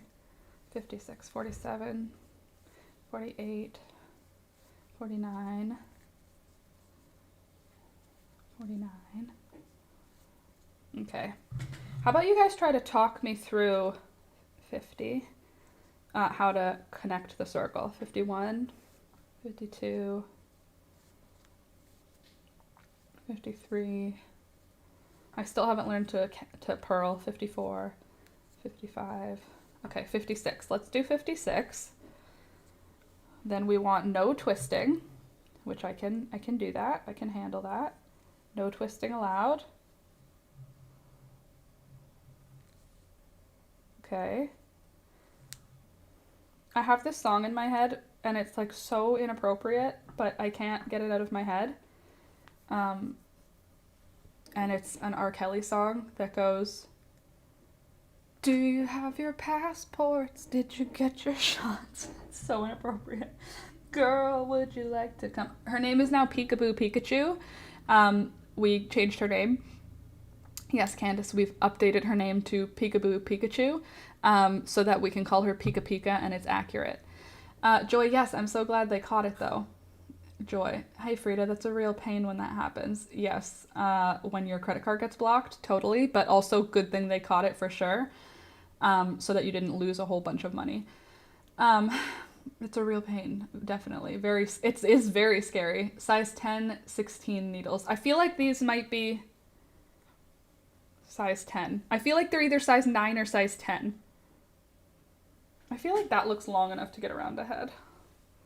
You know? 56 stitches. Okay. And now we want to switch sides because we want to knit around, which means we're going to need to connect this.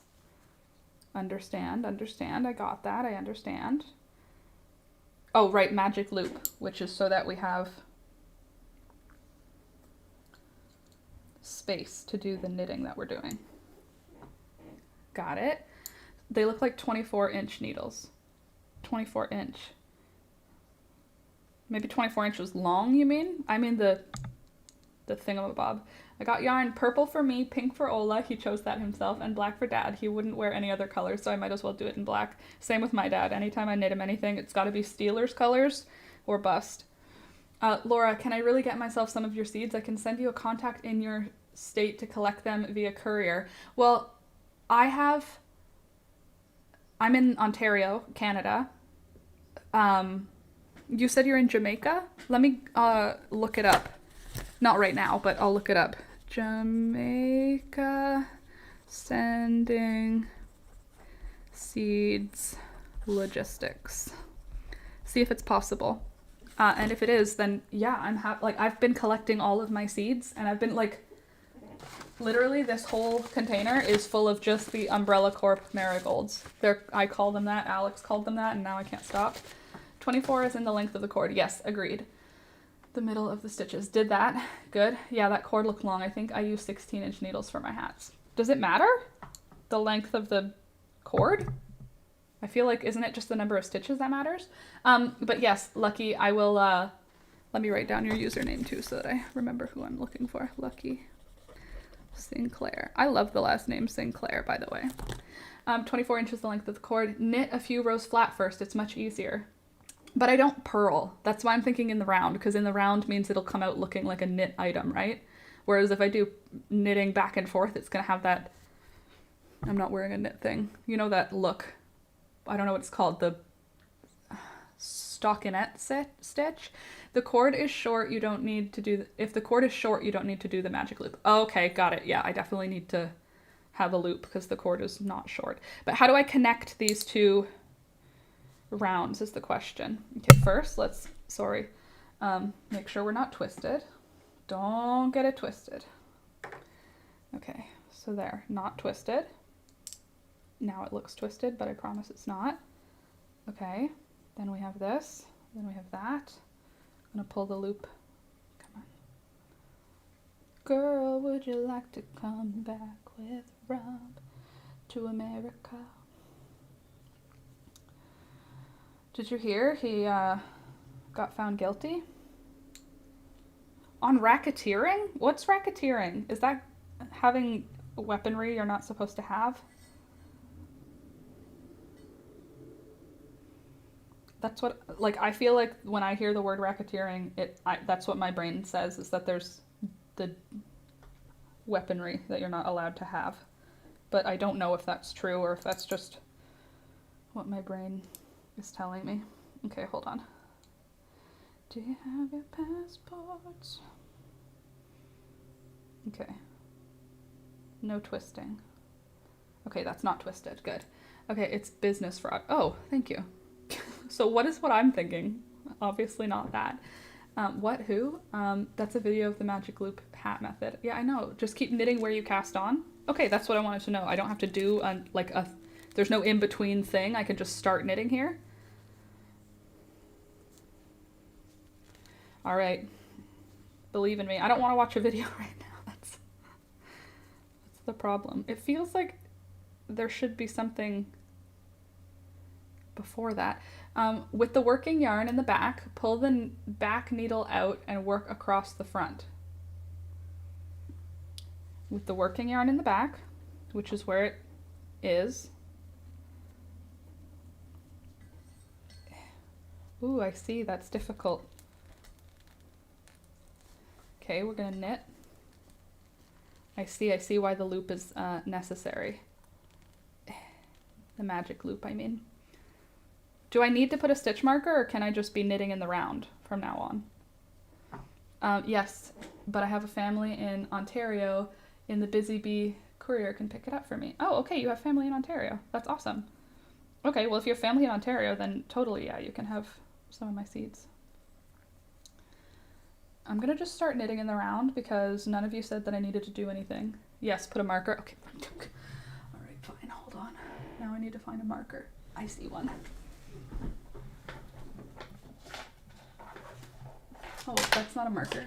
That is a necklace. There's a marker. Laura, email me for further info. Thank you. Yes.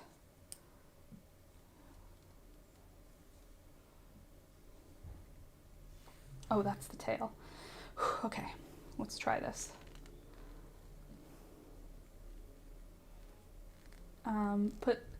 Pull the needle all the way out so the stitches are on the cord and work with that. Oh, that's a good idea. Okay, so let me undo what I did because that makes a lot more sense to me. Okay. Got it. Good. Super. And then I can make sure it doesn't twist. Oh, now they're all tight here from where the magic loop was. Will that work itself out? Well, it better because I'm not recasting on. Pull the needle all the way out. Got it. Did that. Now make sure everything's not twisted again. Good. Oh, that's a good idea. You're a smart lady. But then I have my working tail issue. Okay, first we got our stitch marker on. You guys just watch me struggle. Don't worry about it. It's gonna be fine. Everything's gonna be fine. Okay. Now we're gonna start knitting with our working yarn, not with the tail, because that would be really annoying. And then, oh, that is easier, actually. You still need the middle loop.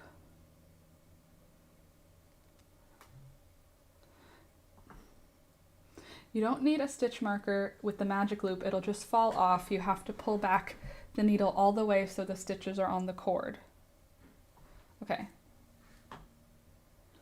Oh, so all the stitches are on the cord, not any of them on this needle?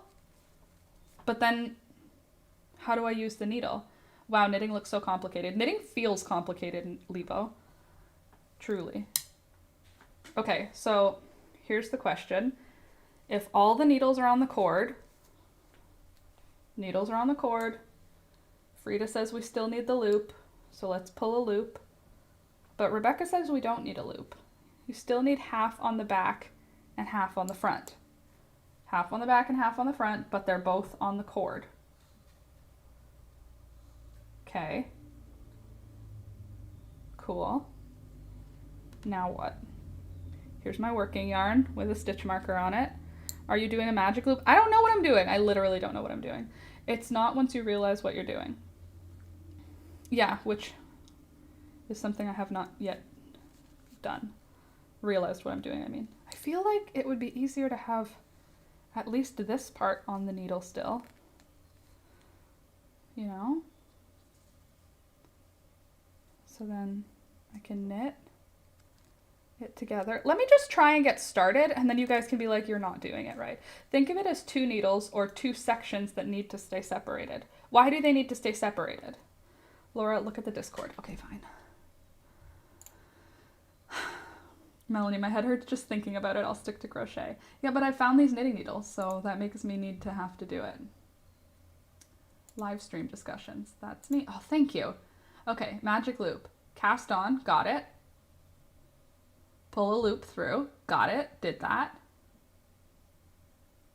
Step 3, orient the needles. Hold on. Okay. Pulled out the loop. Okay, let's pull this off again then. Okay, fine. We got a loop. Does it have to be exactly halfway or just halfway-ish? Because if it has to be exactly halfway, then I should probably count the stitches. Because I definitely didn't. So 56. 3, 4, 5, 6, 7, 8, 9, 10, 11, 12, 13, 14, 15, 16, 17, 18, 19, 20, 21, 22, 23, 24, 25, 26, 27, 28. 28, okay, good. Pull the loop. Got it. Loop is in the middle. I was pretty close. Cool. Reorient the needle with half the stitches. Got it. Doing that. Got it. And the other half is just going to stay on the cord, but there is a loop in between. Now let's double check that we're not twisted. Okay. Orient the needle. Needle oriented. Work knitting. Good. Get to the halfway point. Okay, so maybe my stitch marker should be there. 4 and 5. Continue to create a tube by repeating steps 4 and 5. Begin knitting. Knit into the right needles into the first stitch on the left needle. Good. Did that. Well, not did that, but understand that. Okay, so that is good. Understand. And then make sure I'm not twisted. Not twisted. Good. Start knitting. You got it. I can do that. But what about this piece of tail? Or this piece of the working yarn? That's why it's supposed to be on this. Laura, there's not supposed to be anything on this needle at all.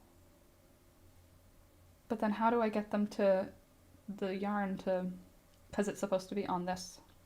Okay, hold on. I think I get it. I think I understand what's happening. I don't really, but I think I do. Okay, so if we get our first stitch knitted, then I can pull that down. That's why that needs to have enough of a loop. Understand. Okay. I think I get it. Hold on. Nope, that's still not enough. Tighten down. Okay, now we're together. Got it. Okay, and then now we just knit that first group of stitches. I can do that. Okay. All right, I think I get it. And by I think, I mean I've knitted 2 stitches, which means basically I'm an expert. I've made 8 blankets in the last 2 months. Wow. It's tricky in the beginning, just tighten the first stitch later. Oh, right, because it's attached to the tail, so I should be able to do that. And this is all supposed to be up on the needle. Okay, do you have to go soon? No, I don't have to go soon. My therapy's not till the afternoon. We could just hang out if you guys are free. I'm free. I want to knit this hat. Plus, I feel like I just vented all of my darkness, so we can hang out and keep it a little lighter. I'm happy with that. It's tricky in the beginning, just tighten the first stitch later. I will try to do that. Okay, so I'm gonna knit through this first, I'm calling it 2 rows. There's the row that I'm working and then the row that has the after the loop, okay? So we're gonna call this row 1 for now while I figure this out. It gets easier when you've done a few rows. I believe you. I just not there yet. I'm excited to see how the knit stitch looks though. Like when you crochet in the round, how it looks. I like that. So I'm excited to see if it looks like the knit stitch as opposed to the stockinette stitch. I wish I could start my hats. You don't have the yarn yet though. That's the other thing. I want to okay, I bought the seed catalog from Baker Creek Seeds because I thought I was going to be buying a crap ton of flower seeds for next year. This is a strange, unrelated question for any Canadians here. Ready for it. Can you put package in the mailbox with stamps on it instead of having it wait at the post office? No. I mean, no. I probably, but I wouldn't. Too risky. It'll look like a lot of little V's, which is cute, as opposed to, what's the other one? What's the one that I do that's just back and forth knit stitch, no purls? What's that called, Frida? That's the one that I'm saying I'm excited for it to not look that way. Excited for it to look different. Melanie, maybe you can. I just wouldn't because I have anxiety around things not getting shipped when I ship them. How many people have I shipped things to that it hasn't made its way there and ends up either back to me or nowhere? A garter stitch. Oh, thank you. A garter stitch. Okay, so I'm almost done row 1. Melanie, you could probably go to the post office and give them the stamps and then talk to them. That's true too. You could probably go to the... No, I'm saying it's not going to be a garter. That's what I'm excited about, Rebecca, is that it's not going to be a garter stitch. Anyway, I ordered the Baker Creek seed catalog, and now I have to see if they can switch the address, because I'm not going to be here when it arrives. It doesn't arrive till like late November, and I'm not going to be here in late November. It'll not be the garter stitch. Exactly. I'm used to only doing the garter stitch. I'm excited for it to look like a stockinette stitch. Yeah, this is a little bit rough at this point. A little tight for my hands. Frida, though, seriously, you like changed my life with the way that I knit, though. Well, you did. Why am I going back to that other way now, though? Where I wrap around. What am I supposed to be doing? I remember I was knitting so much faster before, remember? Did I switch the hand that the yarn was in? I feel like that had something to do with it. Knitting instructions are so much easier in English compared to Swedish. I feel like that will help me, doing it the other way. The continental. Okay, so I finished the first portion. Garter is knit every row flat. Right, so that's what I'm used to doing. Okay, so I did the first row. So now I'm going to pull that off, right? And put it onto the doodad, and then put this doodad on. Yes, you were not holding it that way prior. I think that's true. I think that I'm making it more difficult for myself because of the way that I'm holding it. Because I haven't knit in a while, see? Here's the issue. Okay, so now we're going to put these guys onto the needle. Glad I could do that so much faster. Yeah, teaching me that did everything. Teaching me continental changed everything. And I'm not doing continental right now because I'm confused. Rebecca, I know that. Garter is knit every row flat. Well, yeah, but since I'm not doing that this time... Uh-oh, is that twisted? Don't get it twisted, Laura. I might have gotten it twisted. What if we just don't tell anyone? Will it matter? It might be twisted. My patterns are on Ravelry if everyone's interested. I'm Frida there. Hold your yarn in the left hand to do continental. Got it. Let's try that again, but this time with continental. First I have to get these stitches onto the needle. They're so tight. They weren't tight, but now they are. It's easier for a crocheter to do continental. Oh, it wasn't twisted. Good. It's not twisted. It was just pretend twisted. Don't worry, everybody. It's all going to be okay. She said to herself. Can you forward your mail? When we forward mail, it works for 6 months. Yes. So I'm going to do forwarding. I'm going to have to because I have like bills that are still going to come. Because like our electricity bill doesn't come until the month after it happens. So how am I supposed to pay for my electricity if I don't live here? Not letting that affect my credit negatively. Thank you very much. Been building my credit for years. Imagine. That would make me so angry if a bill came and I just didn't know. So yes, we're going to do mail forwarding, but oh, I guess then I don't have to switch it, Deanne, because it'll just forward to the new place. Still though, I want my seed catalog. Ugh, so annoying.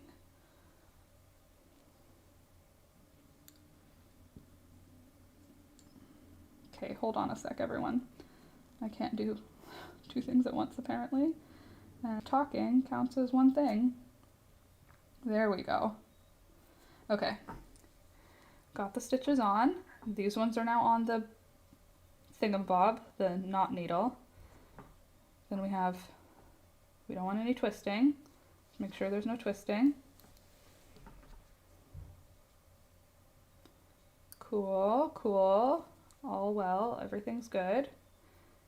And now we need right, I remember. Okay, hold on. I don't remember, but I remember that it needs to be in that hand. Okay. Aha, I do remember. Okay. Again, Frida, thank you for teaching me this. The continental. Because it is... Oh, there we go. That's faster. Okay. We can do this. Why does my hand naturally go back to the other way still, though? That way is so much extra labor. What is that other way called? Not continental? What is the not continental way? It's just tricky because I knit more than I crochet, so when I'm telling you how to do something, I feel like you should know what I mean, but you don't. Yes, totally. Because I know crochet things. I don't know the logistics of knitting. It's like trying to explain driving to someone who doesn't drive at all. It just doesn't, it's hard to explain because you just sort of do it. It's all just a learning experience. It took me a long time to figure out too. It's called picking? Non-continental. Thank you, Slinky. Thank you for the good morning dad joke there. English or throwing? I like throwing. It sounds like what it is. Throwing the yarn. Will these stitches get less tight as I go? Like, why are they so tight when I'm working them? Because this is pulling, I understand, but like, will that stop happening? Or is that my failure, or is that... Why is this happening is what I want to know. What is my life? Okay, hold on, there you go. Everybody's back on now.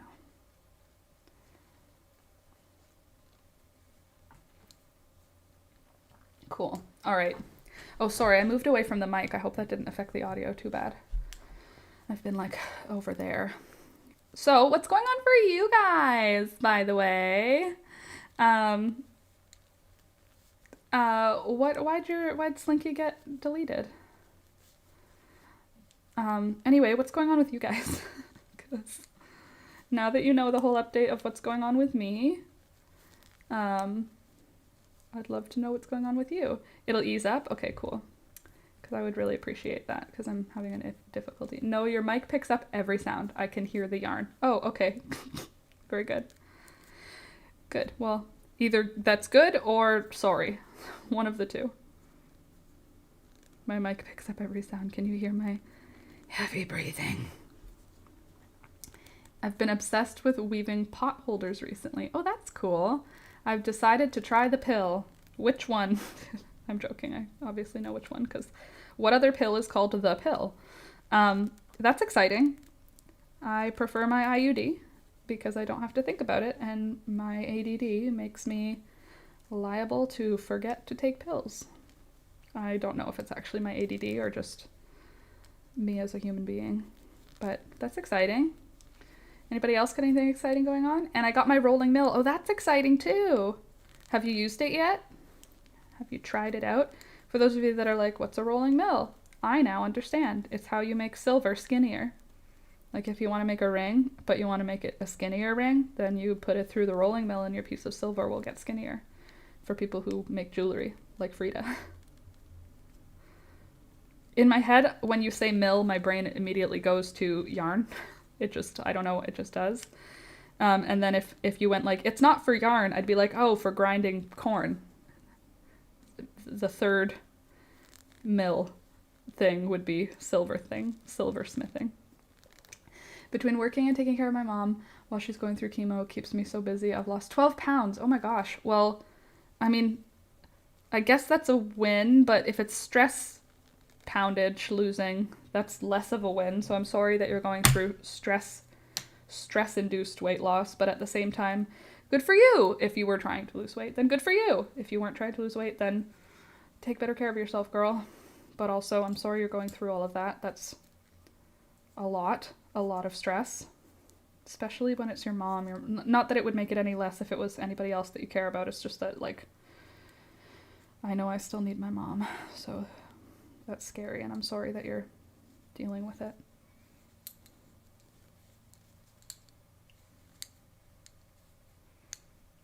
This is, like, epically difficult for me right now. Let's put these back on there.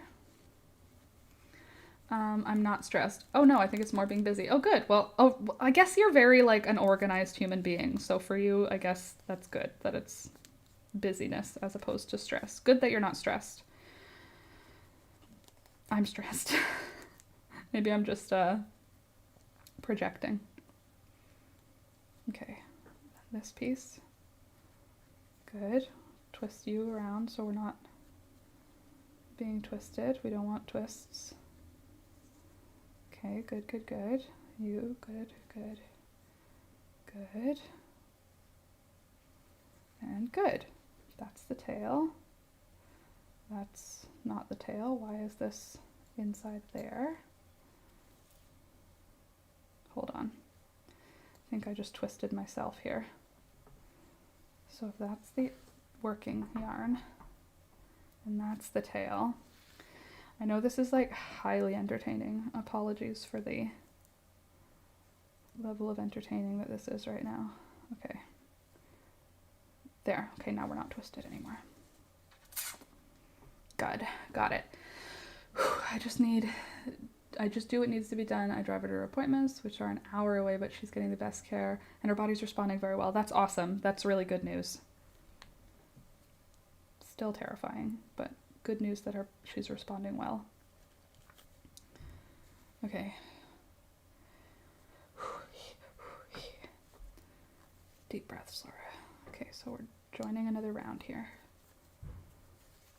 Garden season is coming to an end, so I've been crazy busy putting up the harvest.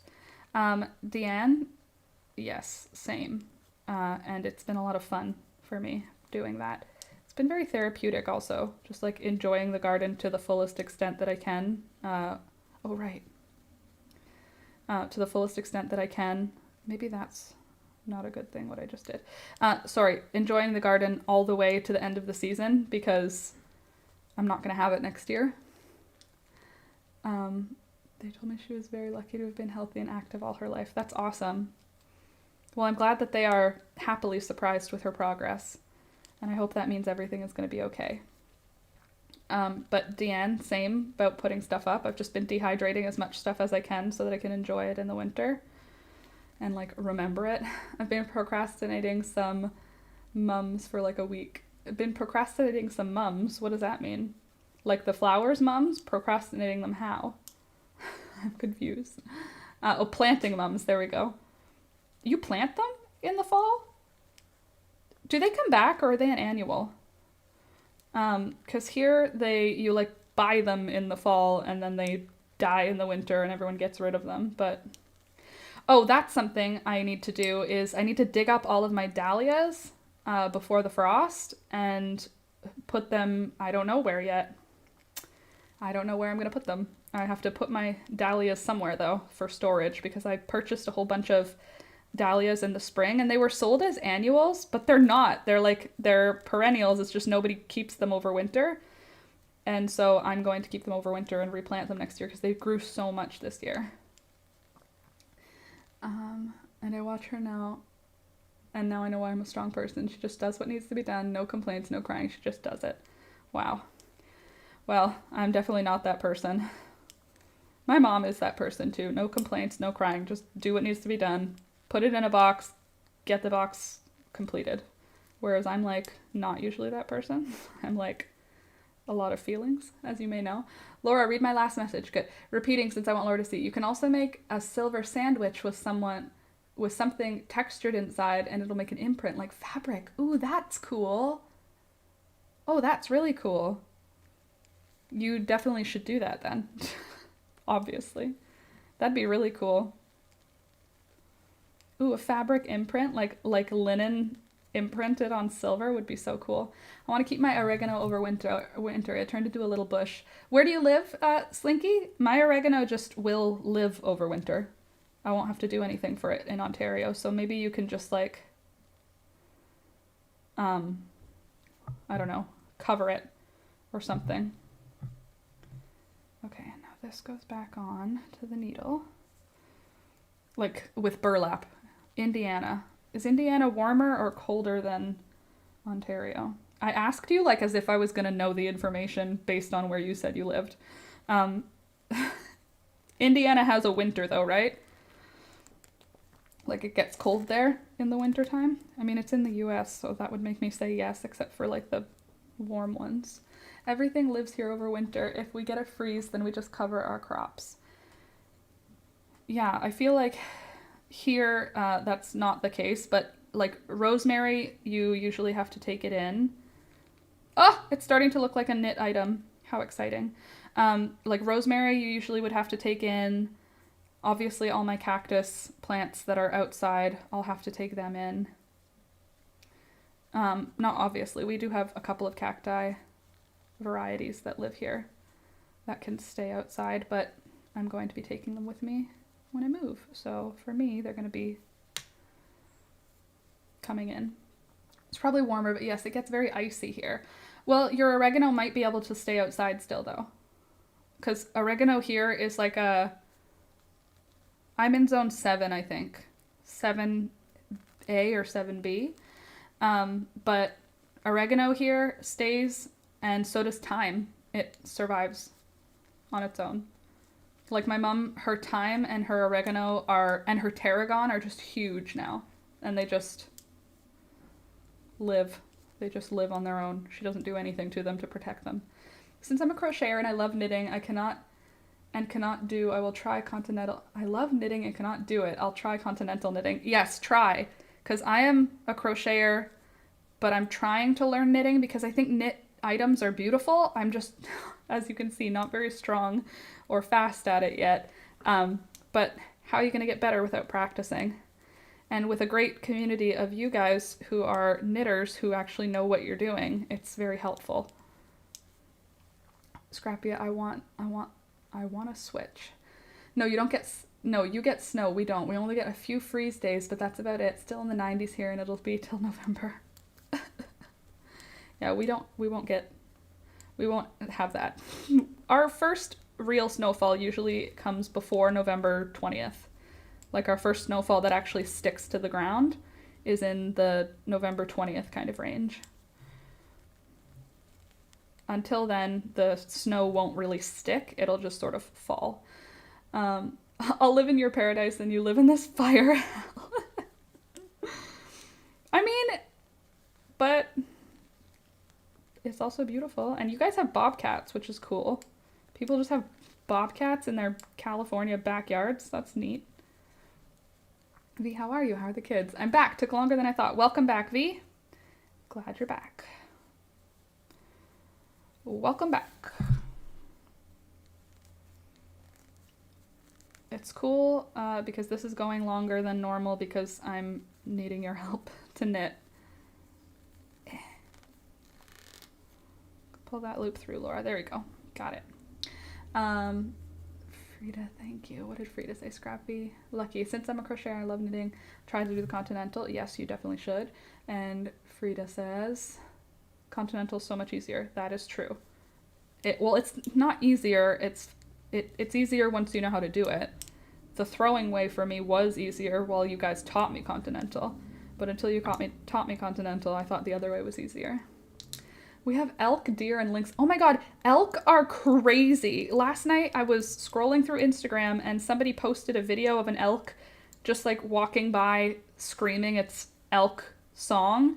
They sound, no wonder people used to think there were like demons in the forest. Honestly, between the sound of like coyotes, foxes, and elk, I would have believed in demons and stuff in the forest, just saying. Because they make crazy noises. They sound like when I showed Alex, he was like, they sound magic. Like they sound like there's magic inside of them. They're very bizarre sounding animals. Hardly any in South Africa. Probably snowed twice in the 32 years I've been alive. Wow. That must have been crazy then if it only snowed twice. It gets cold enough to snow though, and it just doesn't snow, or it doesn't really get cold enough to snow? It snows every winter here, forever, for always. Baby deer sound wild. They just like scream. Yeah, but like elk sound weird. Like when you hear them, it doesn't sound like an animal. It sounds like metallic. Very bizarre. Laura, speaking about the frost, I think last I read we're supposed to get it in Indiana by October 27th. Here it's October 15th is our first estimated frost day. Oh, V, you might have an answer for that then. Do you have oregano growing in your garden? And if you do you do anything to overwinter it, or do you take it inside? Sorry, this is just more difficult than honestly it feels like it should be for, like, crocheting a hat is very easy to me. Knitting a hat so far, not super easy. Definitely not as easy as crocheting a hat. Okay. Just don't want it twisted. We want to be working properly, Laura. Okay.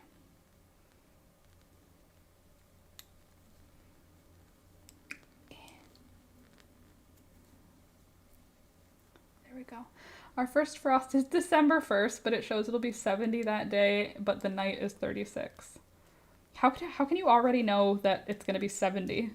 Like ours, it'll say the first estimated frost date, but I don't know like the actual temperatures, except for like 2 weeks in advance. I guess your almanac probably will tell you that. I don't have oregano, but I would suggest overwintering it. You think so? I feel like I'm gonna take some of the oregano with us because I'm gonna try and do an herb garden inside. Like I'm gonna try and transport my lavender and my rosemary. I know lavender can live outside, but I don't want to leave it behind. You should see how big it got this year. Candace gave me this beautiful lavender plant for my birthday this year, and one of them barely grew at all. It's the same size as when she gave it to me. Looks great, but didn't really grow. The other one has like grown 10 times the size, and I'm gonna just dig that one out and bring it with me because I'm sad that I'm leaving my plants behind. You are taking a bit of me with you. Definitely. You were so afraid. No, definitely don't be. I'm definitely taking it with me. I think I'll leave the little one in the herb garden just because it's still like small and it's growing, but the big one I'm definitely taking. Also, I'm sad because like I want to take the asparagus with me, but I don't have anywhere to put it. And I don't really have a need to take the asparagus with me. Like my mom has like a huge asparagus garden. It's just like about the fact that I like kept it alive. Like the things that I kept alive all summer, I'm like sad to lose them. Or the things I've kept alive for multiple years, I'm sad to leave them behind. But at the same time, like I don't have anywhere to put them. Deanne, where do you live? Your first heavy frost was this week? It's not even October yet and you're already getting frost? That's awful. We don't get cold anymore. When I first moved here, it used to be 20 in the winter and the fall here was early October. Now our winters are in the 70s and fall doesn't show up till December. That's not great, actually. Obviously, you know that. That doesn't sound like a healthy way for the ecosystem to be. It's crazy how things are getting so much warmer. Yeah, well, last winter we had a really warm winter. Like we had snow, but the chickens were mostly fine. We only had like a week or two of really cold temperatures where I was like, my poor babies, and I was like heating them up rice to bring out. Cooked rice and cooked corn so that they would be warm. They keep trying to go into the cornfield and eat the corn right off the plants because there's several plants around the edge of our cornfield that are short. So the chickens keep trying to go there and eat the corn. And I'm like, first of all, not your corn, chickens. Second of all, foxes hang out in that field because they know that you can't see them. You dumb birds. Okay, hold on here. What's going on? What's happening here? We're getting more extreme on both ends. Hotter summers and colder, wetter winters. Yeah, I don't love the wetter winters, that's for sure. That's not fun. I think I got it twisted somewhere along the way here because this is feeling incorrect. Let's see. Once I get this row out of the way. Okay, got that row done. Pull through. To be honest, our area did cloud seeding, and honestly, it seems like since then everything changed. Cloud seeding. That's when they do like the water vapor chemtrails, right? Except not chemtrails. But I laugh because I don't think that chemtrails are a thing, but I do think that cloud seeding, it seems like such a good idea, but like maybe interacting with the weather as non-deities is not a great idea. I don't even believe in deities per se, but I don't think that we are them. I don't think that that's... I think I twisted this. Nope, it still looks right. Look, it's starting to look like a knit. That's cute, right? It's working. Something's happening. Cloud seeding, so sci-fi, right? It is. It's like, it is sci-fi though. Like, I mean, it's not, the fiction part is no longer the case. Now it's just sci, but still crazy. They force it to rain, which seems questionable to me. It just seems iffy. Okay, hold on, Laura. Figure this out. Just take a second. Read the room here. Hold on. Okay, so we've got those two are together. Do we have any twists? No, that's not twisted. That's good. Sorry, this is hard to do and to like think at the same time. Anybody else feel that way? It's hard to think at the same time that you knit. Knitting is hard. Those of you who are like, no, it's not, are wrong. Okay, got it untwisted. So cute, nice yarn, right? This is from Whisper, like last Christmas, I think. Okay, there we go.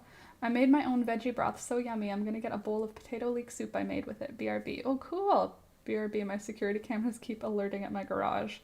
The evil birds have returned.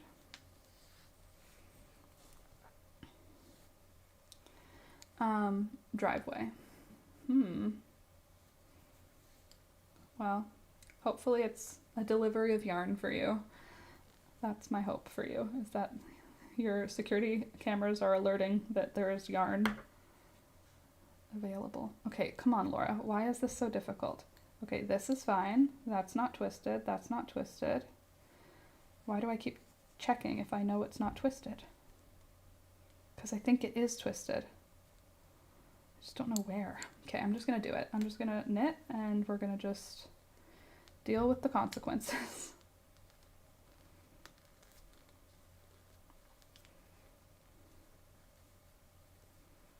Will it eventually not twist? Like, do I have to continue worrying about it twisting? I'm confused. Okay, so what else should I add?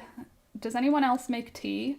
What else should I add to my preserve list? You're making me want to knit a hat now. Well, I'm hoping that this turns into a hat, Rebecca, because if this doesn't turn into a hat, I'm going to be very disappointed about all of the frustration that this is taking to not twist up this hat. But anybody else make tea or dehydrate herbs? What else am I missing out of my things? I don't know what I'm missing in my tea. I have raspberry leaves. I have, sorry, a piece of hair or yarn. It is hard. I think so too, Deanne. I have all the flowers. What herbs should I dehydrate for tea? Obviously, I'm dehydrating all of my herbs anyway, but what do you think would be good? You won't twist it anymore. Oh, if I did it right the first round? Okay, so I don't need to think about it each time? Because each time I'm looking at it like I'm stressed. Like I'm going to do it wrong. But if it's not going to twist, then I'll just stop thinking about it. But if any of you dehydrate stuff for tea, is there any other stuff? Like, I want to do some cedar... I don't know if they're called seeds. They're like seed heads in our cedar bushes, and I know that they're good for something. And I'm going to go to the forest to get some forest items.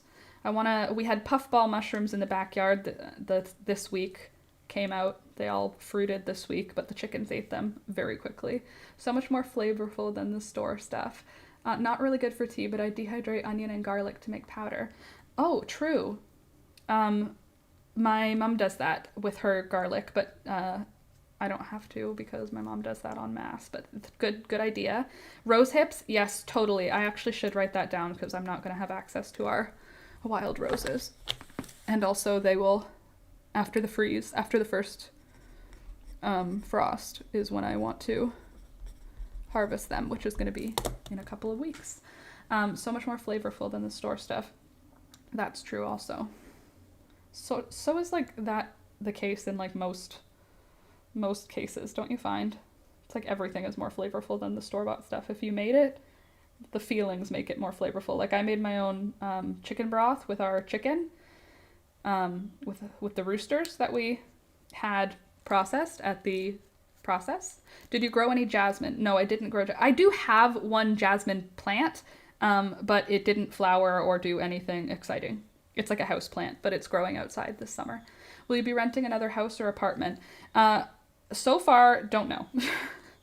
Hopefully, my hope is that this period of time we're going to stay with a family member while we find another place, but I'm kind of hoping that we will buy somewhere next. A house.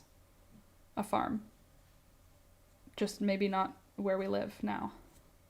Okay, why am I worried that it's going to twist then if it's not going to twist? It feels like it's going to twist. Okay, let's pull this all off the needle because we don't need that on the needle anymore. And then this, we still need the loop though. And this, are you sure it won't twist anymore? It kind of feels like it is twisted. Nope, that just twisted it. You're right. Okay, so don't listen to your gut instincts, Laura. They're wrong. Hubby just informed me he bought 9 blueberry plants and a plum tree at an auction. Love that man. That's awesome, Deanne. That's like my dad and my mom. He goes to the farm auctions and he'll be like, I found 1,000,000 windows. And I got them for $100. Hibiscus and blue pea flowers. Hibiscus, I can do Rose of Sharon, because I don't have any hibiscus growing, but I do have Rose of Sharon, so I can do Rose of Sharon as my hibiscus. It's a variety of hibiscus. And I also have my Flower of an Hour, which is a hibiscus. Blue pea, I don't have any blue peas growing. I do have, anybody have any information on morning glories? Are they poison? Because I have purple and pink morning glories, and they're so pretty, but are they poison? What a great hubby. Totally. Blueberry plants, awesome. That's another good thing about if we move to Nova Scotia is they have a lot of blueberries. Somebody posted on Facebook Marketplace they're giving away free blackberry bushes if I dig them up. Oh, that's cool. Wear gloves because also blackberry bushes are like a weed here. Well, not blackberry, black raspberry. That's what I used for my black cap raspberry is what I used for my raspberry tea leaves for my sister's wedding tea and for my dehydrating. Rose hips was a good one though. Are there any other leaves or not berries? It's past that season here, but I'm trying to think if there's any other types of. What am I doing with my life right now? What's happening? Okay, that's where the loop is going. Cool. This feels twisted. Also, I'm knitting. I think it's twisted. I think I twisted it. I don't believe in myself. Oh no, it's not twisted. It's just stupid. That's all. Not all morning glories are toxic, but you want to check. I just feel like they're so pretty. I wish they were edible. And they make so many seeds. Same thing, I just found out about nasturtium seeds. I mean, it makes sense because nasturtium plants and flowers are edible, so if the seeds were toxic, that'd be strange. But my nasturtium seeds, they're edible. So I'm going to collect the seeds because they're like, I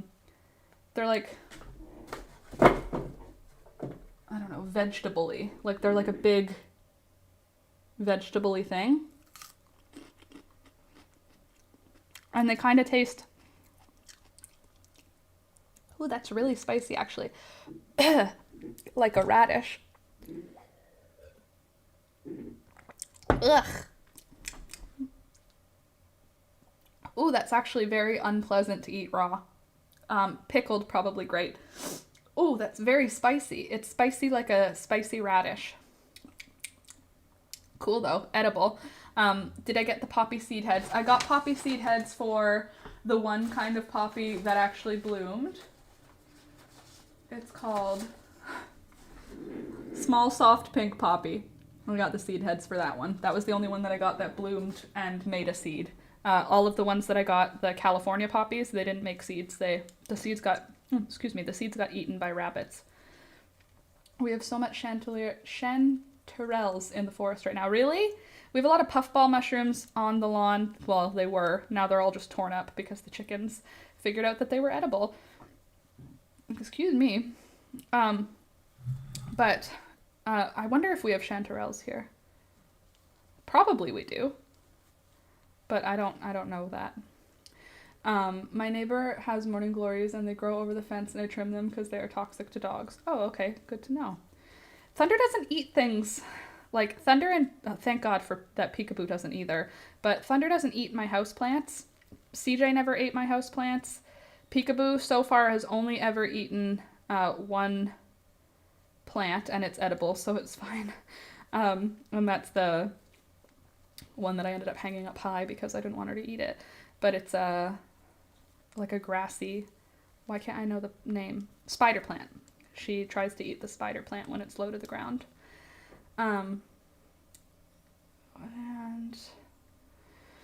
But for the poppies, I wasn't super sold on them except for the one that now I know it had to have been your seeds, Candace, because all of my California poppies grew looking one way, like they're very like specific looking. But the poppy that, one of the seeds of the poppies that you gave me, yes, I do have the seeds for. My cats are terrible. I'll send you a pic of Big after he destroyed my jade plant. Oh, I'm sorry. Your jade plant, those grow so slow and like people keep those forever. My sister has a jade plant that fell on the ground and it broke into a bunch of pieces and she's been rooting the cuttings. Heartbroken about it falling.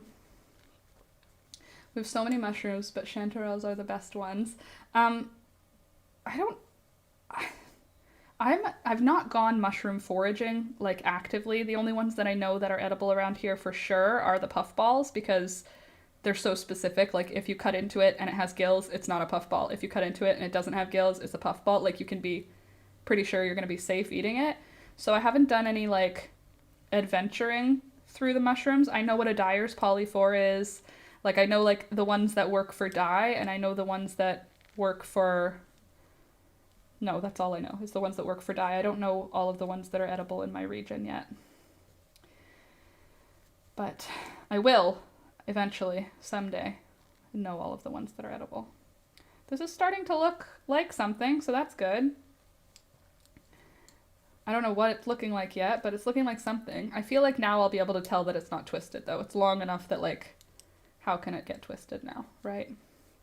Laura, I think you're missing a loop. What do you mean? Where? How do you know?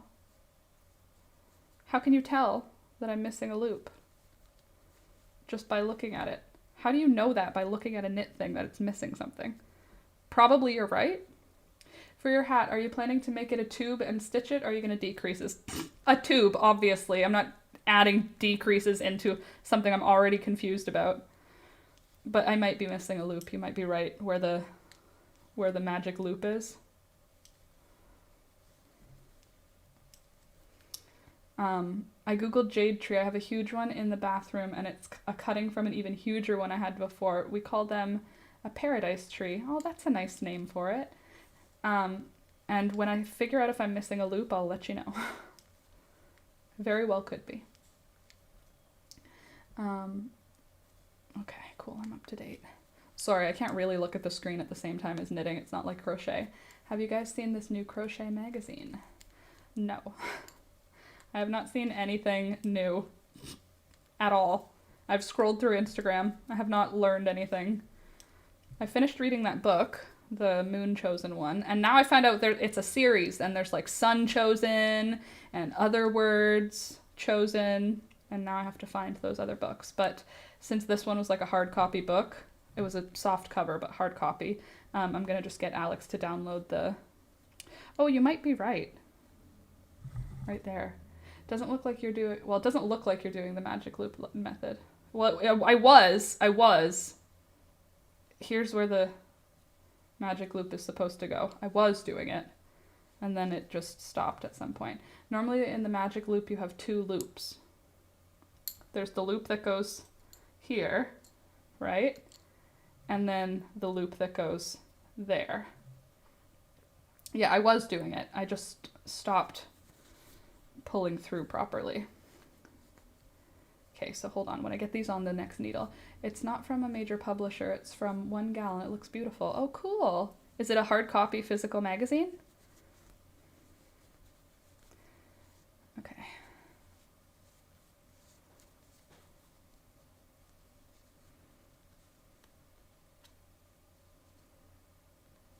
Okay, so there's where the first loop is.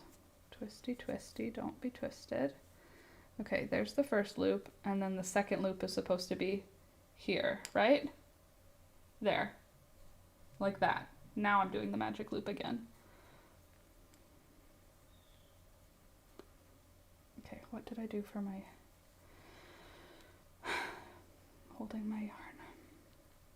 Deep breaths, Laura. It's gonna be okay.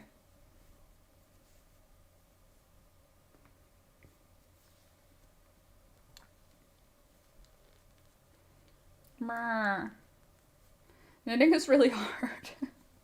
For those of you that are like love knitting, I envy the fact that you love knitting, because this is really hard for me. Like, I'm trying to enjoy myself, but I'm finding this overwhelming. I'm going to get it. It's just going to take me a little while. Yeah, I fixed it. Okay, good. Can I just knit it in the round without the loops?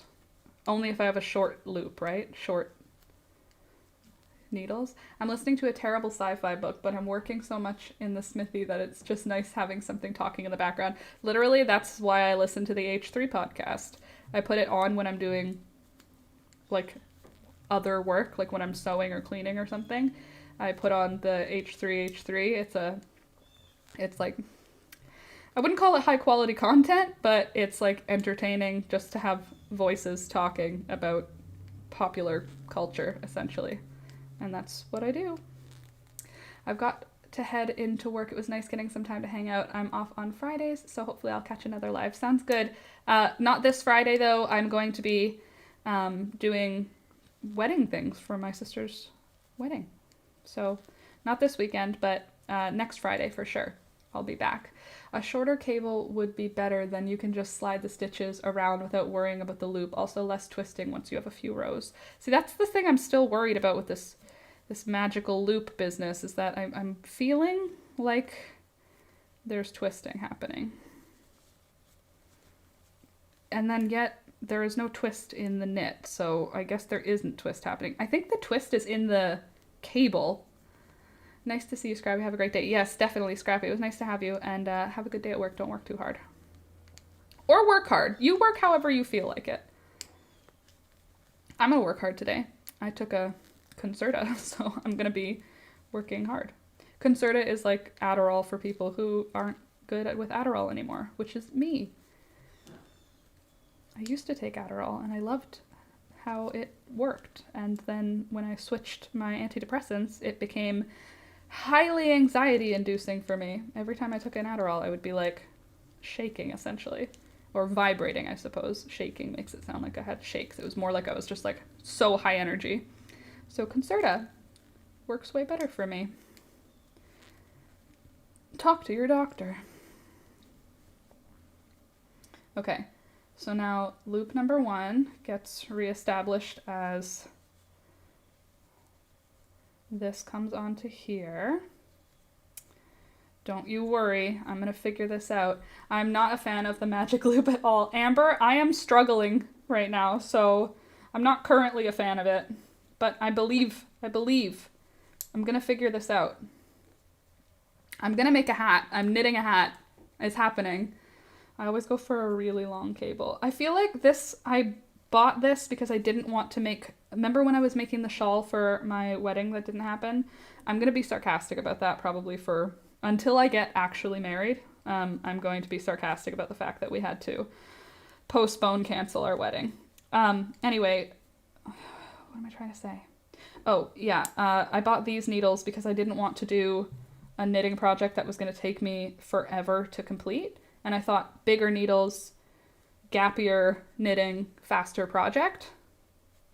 So that's why I have the needles that I have. I don't know what I'm doing. I did not pick these according to any knowledge, that's for sure. Okay, loop number 1 and loop number 2. Thank you for letting me know, Alex, that I'm supposed to have 2 loops. You can get the twist out of the cable by pulling it in almost boiling water. Okay, I will do that after I finish this hat, because this hat has now gone on the needles, which means this is my life. This is my life now. I personally do DPNs over magic loop because it's less work. What's DPN? Double pointed needles. Thanks for answering, Laura. Appreciate you figuring that out on your own. I knit faster on small needles, easier and lighter to handle. Yeah, I can see that the double pointed needles might be helpful in this scenario, but also what do you do? Do you put a piece like of rubber on the end so that you don't lose your stitches? Because that would stress me out. I would rather use double pointed needles, but I did invest in an interchangeable set with cables as small as 9 inches. Magic loops is so slow. Is it slower than the what double pointed needles is faster? I feel like every time I go to the thrift store, I see double pointed needle sets because they end up in the thrift store, and I always go like, they're pointed on both sides. That's stressful. I'm not going to do that. But why is it easier? To me, it feels like my stitches are going to fall off if they're double pointed. There are needle holders. Do you put them on one end of the double point? Wow, that was such a spicy seed, the nasturtium seed. I actually am looking forward to pickling them. I've been collecting them. And some of them I've dried out for seed saving, but some of them I just didn't do that. Bamboo double pointed needles wouldn't slip as much. Well, see, I feel so weird about bamboo because when I do it with a crochet hook, I hate it. I hate when it doesn't slip enough. Like, I want them to be made out of this smooth plasticky metal stuff because I love the yarn not getting caught. And when I use wooden crochet hooks, the yarn gets caught so bad that it like will make me rage. So it's weird to think that with knitting I would want the opposite. Okay, loop number 1 is almost done. God, I'm getting stressed. Depends on what you like and are used to. My double pointed needles are not bad and stitches don't come off unless you put too many stitches on. Bamboo is great for slippery yarn, but yes, they do have lots of drag. Yes, I don't like the drag. It's because there's like slivers grabbing onto your yarn. There we go, got it. That was giving me irritability. Double pointed needles also come in different lengths, so you can choose longer ones if you're worried about having too many stitches per needle. Will it still be easy? Like, I like how short the needles are on this. Oh god, this is irritating. I like how short the actual little fat needle part is. Also, sorry about the flies. It is like fly season here. They're all coming inside from outside whenever the door is open. Those and the Illuminati bugs. I don't know what they're actually called. Alex and I just call them Illuminati bugs because they have a triangle on their back. And once Alex called them that and I thought it was hilarious, and now that's what they're called. And if you sit on a bamboo needle, it breaks. Oh, true. I tried on a pair of socks, still on the needles to see if they were finished. I stabbed my big toe with a good centimeter of a blunt needle. Ow. That's true. Stabbing yourself, double point. I won't have to worry about that with these single point ones. I also definitely would not be able to knit a pair of socks on these. I'm already like hating this hat. And it's not even a hat yet. Pick up a set of secondhand and give it a go. I'm going to. Because I thought double point was gonna just make my life hard. I didn't think about it as making my life easier in any way. If you like shorter needles, then the same size needle with a shorter cable will be the way to go. Yeah, I feel like this cable is not serving me very well right now. It was good for the triangle shawl though, totally. It was great for the triangle shawl. I didn't know there were different reasons to have different types of needles. It makes sense because I understand that about crochet hooks. Actually, that was a circular needle. Oh, is that what this is called? A circular needle? Because it's attached and I'm working circularly. Nuclear. Circular. Okay, now loop number 1 is over here and loop number 2 is gonna be over here. I'm such a knitter, you guys. The rage this gives me. I personally use aluminum double-pointed needles. Well, that's what's usually at the thrift store when I go. It's the ones that look like this, just skinny and double-pointed. So maybe I will. I've been saying, like, I can't even go to the thrift store. I can't buy anything. I can't add anything to my amount of things. I have too many things. But knitting needles, that seems like a good thing to... Seems like an investment, really, more than anything. Okay, loop number 2. Got it. Got it. We got it. We're good. Everything's going well. It's all gonna be fine. Okay, keep that stitch. Tighten it down. Blurg, blurg. There we go. I like Chicago steel needles, metal with a tiny bit of drag and a lovely cable. Chicago steel needles. Yeah, I don't have a preference with any, like, crochet hooks. I know that my preference is just as slippy as possible. I don't want it to drag at all, but I haven't been using, like, slippy yarn. I use a lot of wool. So having any drag, like the bamboo needles or bamboo hooks, make me rage. I had dropped extra pointy lace needles, but I keep hurting myself. Well, too pointy. Oh, Siago, not Chicago. Amber, Siago cables are the most flexible, have awesome points, and super smooth. If I could have Hia needles with a Xiago cables. Siago. Having the right needle for both the type of yarn and the project make all the difference in it being enjoyable versus a frustrating experience. Sonia, I believe you. Because this is a frustrating experience and people are like, I love knitting hats. And I'm like, I'm not loving this.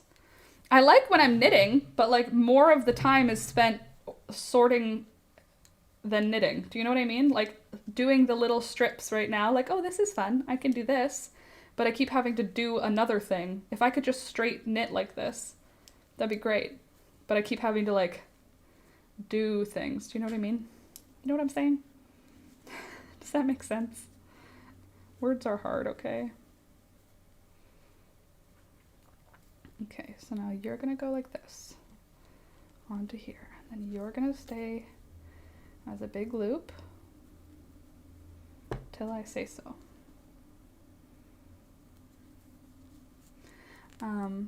They're superior to any other. I feel like I don't have any preferences about hooks that way. Like I don't know brands. I just know that I like the slippery gray ones. But I feel like there's a lot of brands that make the same crochet hook. It's just slippery and gray. And you learn that as you go. Well, I mean, I really liked these needles for the triangle scarf. And I kind of want to just make another one of those because this is hard. I'm going to finish this hat because I started it and that seems like a good enough reason to finish it. But after I finish this hat, can we do another crochet triangle scarf together? Because I really like that white one that we made for the wedding, but I want to do it again with not bunny rabbit yarn. What is that called? Not merino.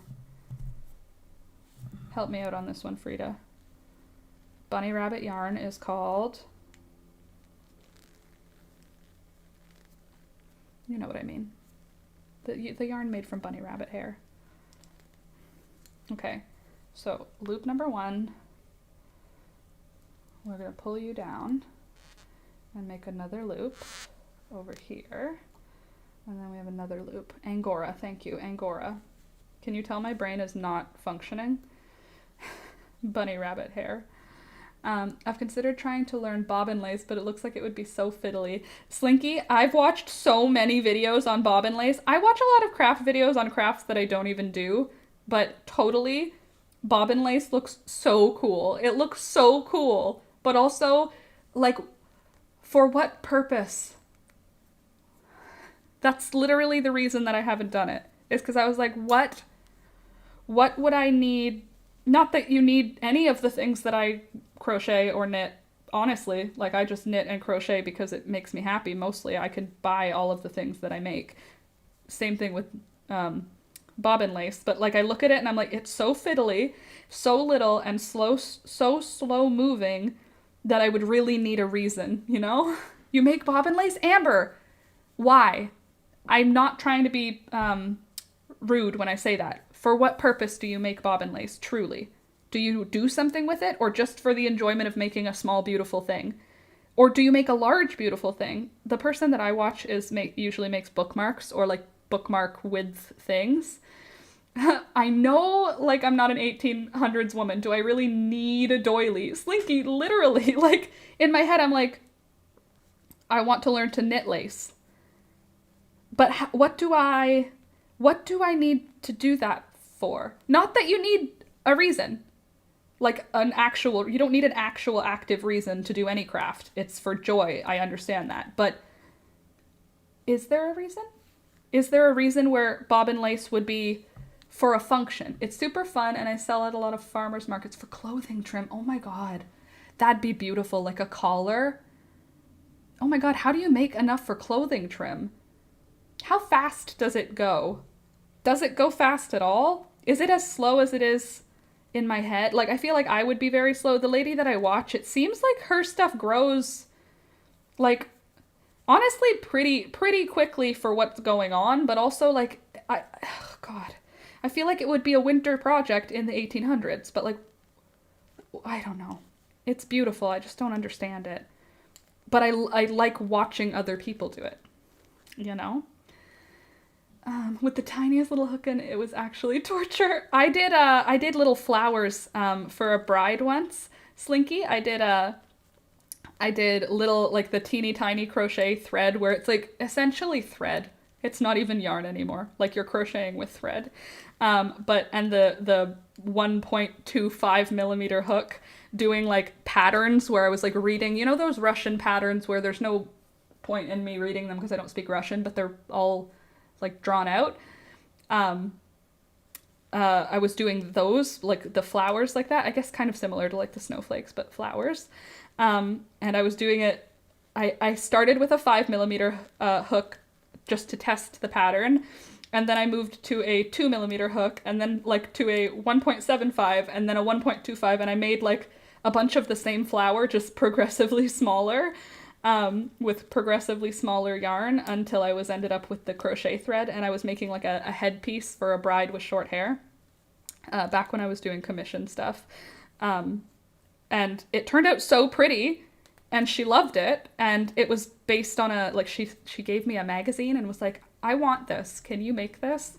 So I had to find the closest looking flower to the thing that was on the headpiece, and like it was so pretty and a lot of work, but beautiful. Between $10 and $18 a yard, Amber, that's really, really inexpensive for a handmade lace. Do you have a shop? 'Cause $10 a yard. That is not long. That is not a lot for a yard of handmade lace. Are you kidding me? You should be charging like $50 a yard, like minimum, I would say. I don't know. I have no idea for the value of that. To me, the value seems like a very good value. Lace shawls are fictional and beautiful. I agree.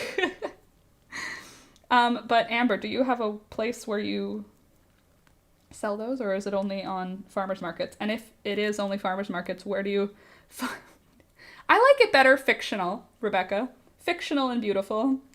As in, like, fairy tale. That's how I read it, as fictional.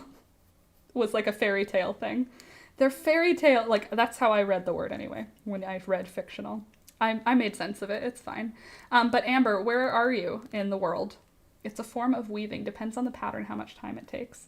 But it's with thread, it's so pretty. What other kinds of lace are there? Bobbin lace is the one where it's like pinned, right? Like you put pins into the. I'm thinking of bobbin lace. I hope I'm thinking of the right thing. Like you're putting pins onto a round, like couch arm essentially, or tailor's ham or something like that. Is that the right thing? And then weaving around with the thread. I think fictional is better than functional. This year is going to be a year where I have to figure out my wardrobe differently now. I had anticipated being a cottagecore fairy, but if I'm living in the city, my cottagecore fairy dreams might not make as much sense. Cool, I'm glad that you understood, Slinky. Okay. Loop number 1.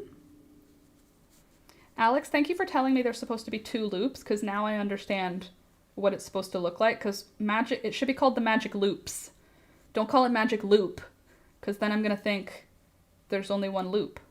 If you call it magic loops, I will understand there's supposed to be more than 1 loop. So thank you for telling me there's supposed to be 2 loops, because I was not understanding why it was difficult. Whoa, Laura, you're still live? I know.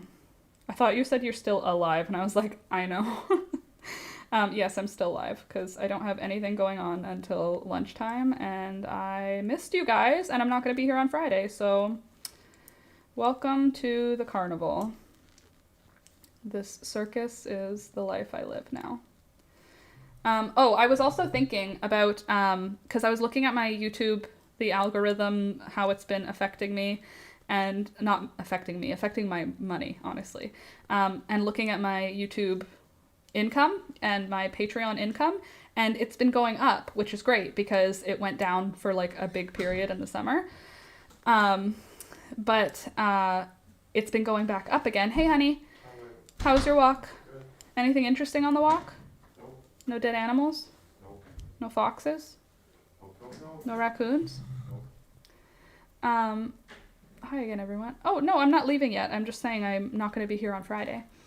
For doll clothes, the lace is only 1/2 inch to 1 inch wide. In southern Oregon and sell mostly by word of mouth. Yes, you have bobbins with thread and then pins to hold the stitches. That's so cool.